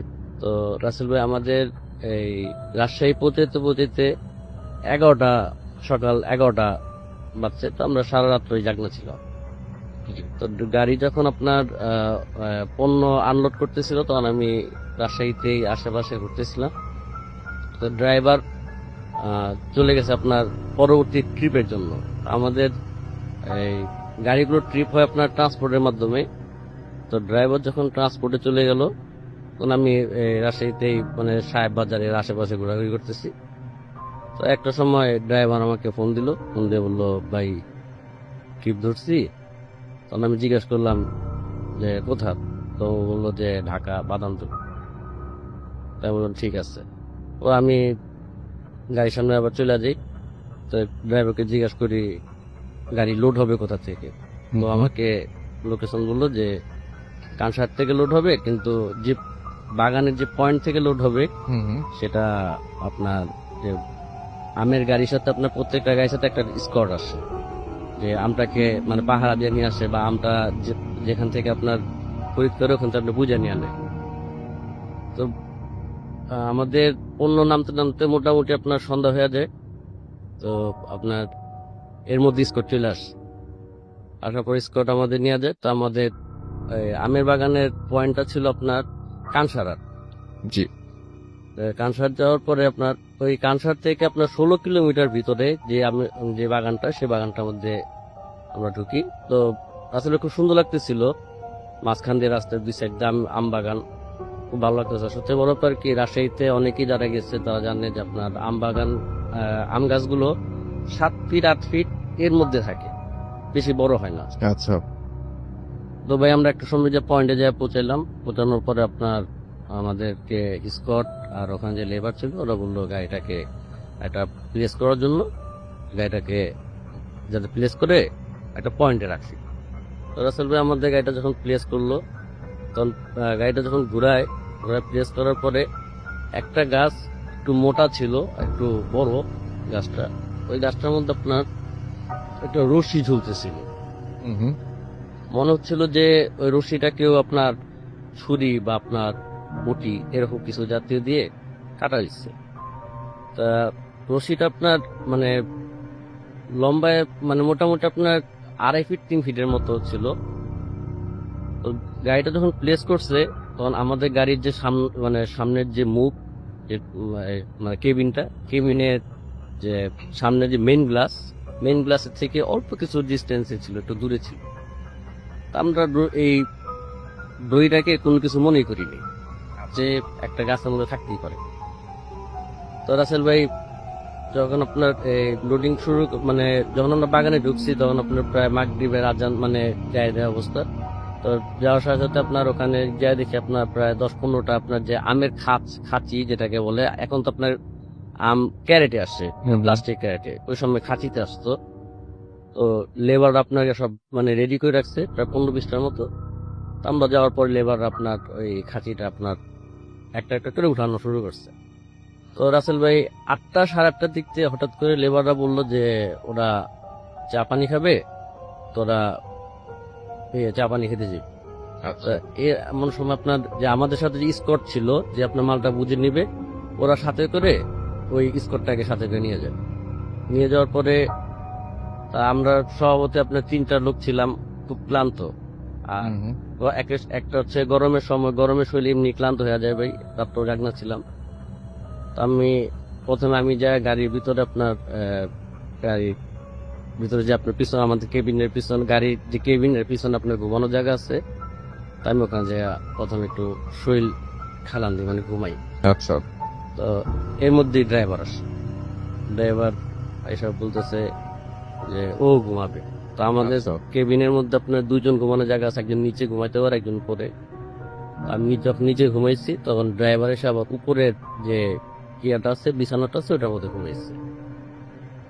এরপরে হেল্পার আসছে। হেল্পার আসার পরে যখন উঠছে তখন আমি উপস্থিত টের পাই। আমি হেল্পারকে বললাম যে তুই মানে বলতেছে কবে আমি একটু ঘুমাবো। আমি বললাম তুই যখন ঘুমাবি তাহলে এক কাজ কর, লেবার তো কিছুক্ষণ পরে এসে ডাকাডাকি করবো, তখন ঘুম ভেঙে যাবো। তুই গাড়ির হ্যান্ডলাইটটাকে উপরে ইয়া করে দে, জ্বালায় দে। আর ওই সময় রাসেল ভাই খেয়াল করলাম আপনার যে কাটা যে দড়িটা ছিল, এই দড়িটা আপনার আমাদের গ্লাসের সাথে মানে মানে মনে হচ্ছে কি আপনার দূরে গ্লাস মধ্যে বাড়ি খাচ্ছে, এরকম অবস্থা। তো পরে বললাম যে তুই যখন ওই হ্যান্ডলাইটটা যখন ইয়ে করবি তখন ওই দড়িটাকে গাছের সাথে একটা প্যাচ দিয়ে দিস, যাতে গ্লাসের বাড়ি না খায়, আওয়াজ এলে ঘুম ভেঙে যাবো। তো উপর উঠছে, উপর হ্যান্ডলাইটটা ইয়া করে দিয়ে আপনার নেমে গেছে, রশিটাকে আর ক্যাচ দেয় নাই। আচ্ছা তো রাসেল ভাই এতই ক্লান্ত ছিলাম যে ঘুমায় গেছি, মানে ঘুমে আপনার কখন যে আপনার রাত্র 11:30-12টা বেজে সেটা মানে খেয়ালই করতে পারিনি।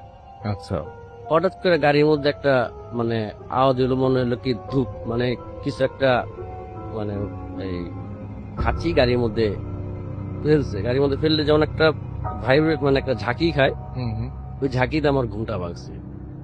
তো ঘুমটা ভাঙার পরে আমি আমার হেল্পারকে ডাক দিলাম, বললাম যে দেখ লেবার আসছে, ওরা মাল উঠানো শুরু করছে, তুই একটু যায় এই খাঁচিগুলো একটু সুন্দর করে ইয়া করে গুছায় আনি।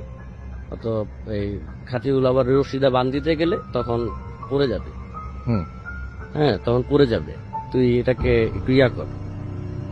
তো উপর উঠছে, উপর ওঠার পরে দেখতেছে যে কেউই নেই ওখানে, কেউ নেই। ও নিচে নামছে, নামার পরে বলতেছে আবার কেবিনেতে ঢুকছে, বলতেছে ভাই কেউ তো আসেনি। আমি কোথায় যা গাড়ির পিছনে মনে হয় হয়তো বা লেবাররা মনে হয় এই খাঁচি আরো রেডি করতেছে, তুই ওখান থেকে দাঁড়া দেখে গাড়িটা লোড কর, তুই সামনে থাকলে তাড়াতাড়ি লোড হয়ে যাব।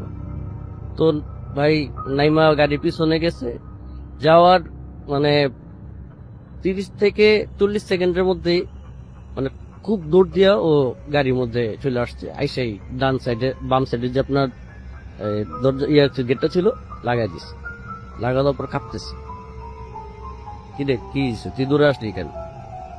ভাই যা দেখা দেখছি। কি দেখছস? কিছু বলতেছে না। এমন সময় আমি পরে ড্রাইভারকে ডাক দিলাম, ড্রাইভারকে ডাক দিয়ে বললাম দেন তো কি কয়। পরে ড্রাইভারকে বলতেছে যে তোর কি হয়েছে, সমস্যা কি? জি ঠিক আছে, বলতেছে নিচে নেমেন না, যা দেখার দেখছি। পরে ড্রাইভার বলতেছে তুই কি ঘুমের ভোরে কি উল্টা পাল্টা বলতেছিস নি, নেমেন না গাড়ি থেকে। আবার একই কথা বলতেছে। ড্রাইভার আপনার ডান সাইডের যে গেটটা ইয়া ছিল, ডোরটা ছিল, ডোরটা দিয়ে নামছে। নামার পরে ড্রাইভারও আপনার গাড়ির পিছনে যায় মানে একটা ওমাগো একটা চিকেট দিয়ে চিৎকার করে আবার গাড়ির মধ্যে দৌড় দিয়ে আসছে। আইসেই দরজা টরজা সব লাগাই দিছে। এখন এই দুইজনেরই শোনার পরে আমি জিজ্ঞেস করলাম কি হয়েছে, কয় ভাই নিচে নামেন না, যা দেখার দেখছি, বৈশা থাকেন ভিতরে। তো ভাই এই দুজনে ইয়া দেখার পরে আমার একটা কিউরিওসিটি জাগলো যে আর কি দেখলো এমন যে এরকম দুধটা তুলে আসলো। এর মধ্যে না ভাই ড্রাইভার গাড়ির মধ্যে ঢোকার পর পরে আপনার গাড়িতে মনে হলো কি আপনার এই কম্পন বাইরে গেল, গাড়ির মধ্যে মনে হচ্ছে কি খুব জোরে জোরে লাফাচ্ছে, এবং গাড়ির মধ্যে সম্ভবত লাফাইলে আপনার একটা স্প্রিং এর মতো করে, এবং স্প্রিং করতেছে গাড়িটা। আমি বাম সাইডের দরজাটা খুলে আপনার উপর উঠলাম, ওঠার পর আপনার দেখি আমাদের গাড়ির একবার পিছনে একটা মেয়ে হাঁটু গেরা মাথার সামনের চুলগুলো সব ইয়া করে বৈশা দিচ্ছে। ভাই আমি ওই যে হ্যান্ডলাইটটা জ্বালানো ছিল এটা একটু ঘুরানোর সাথে সাথে আপনার দেখলাম ও আপনার সামনের চুলগুলো সব সরে গেল, চোখগুলো আপনার টকবক মানে রাগান্বিত একটা চোখ, আর ঘাটটা এমন অ্যাঙ্গেলে ঘুরেছে সম্ভবত মানে সাধারণ মানুষ কখনো এই অ্যাঙ্গেলে ঘুরাতে পারবে না।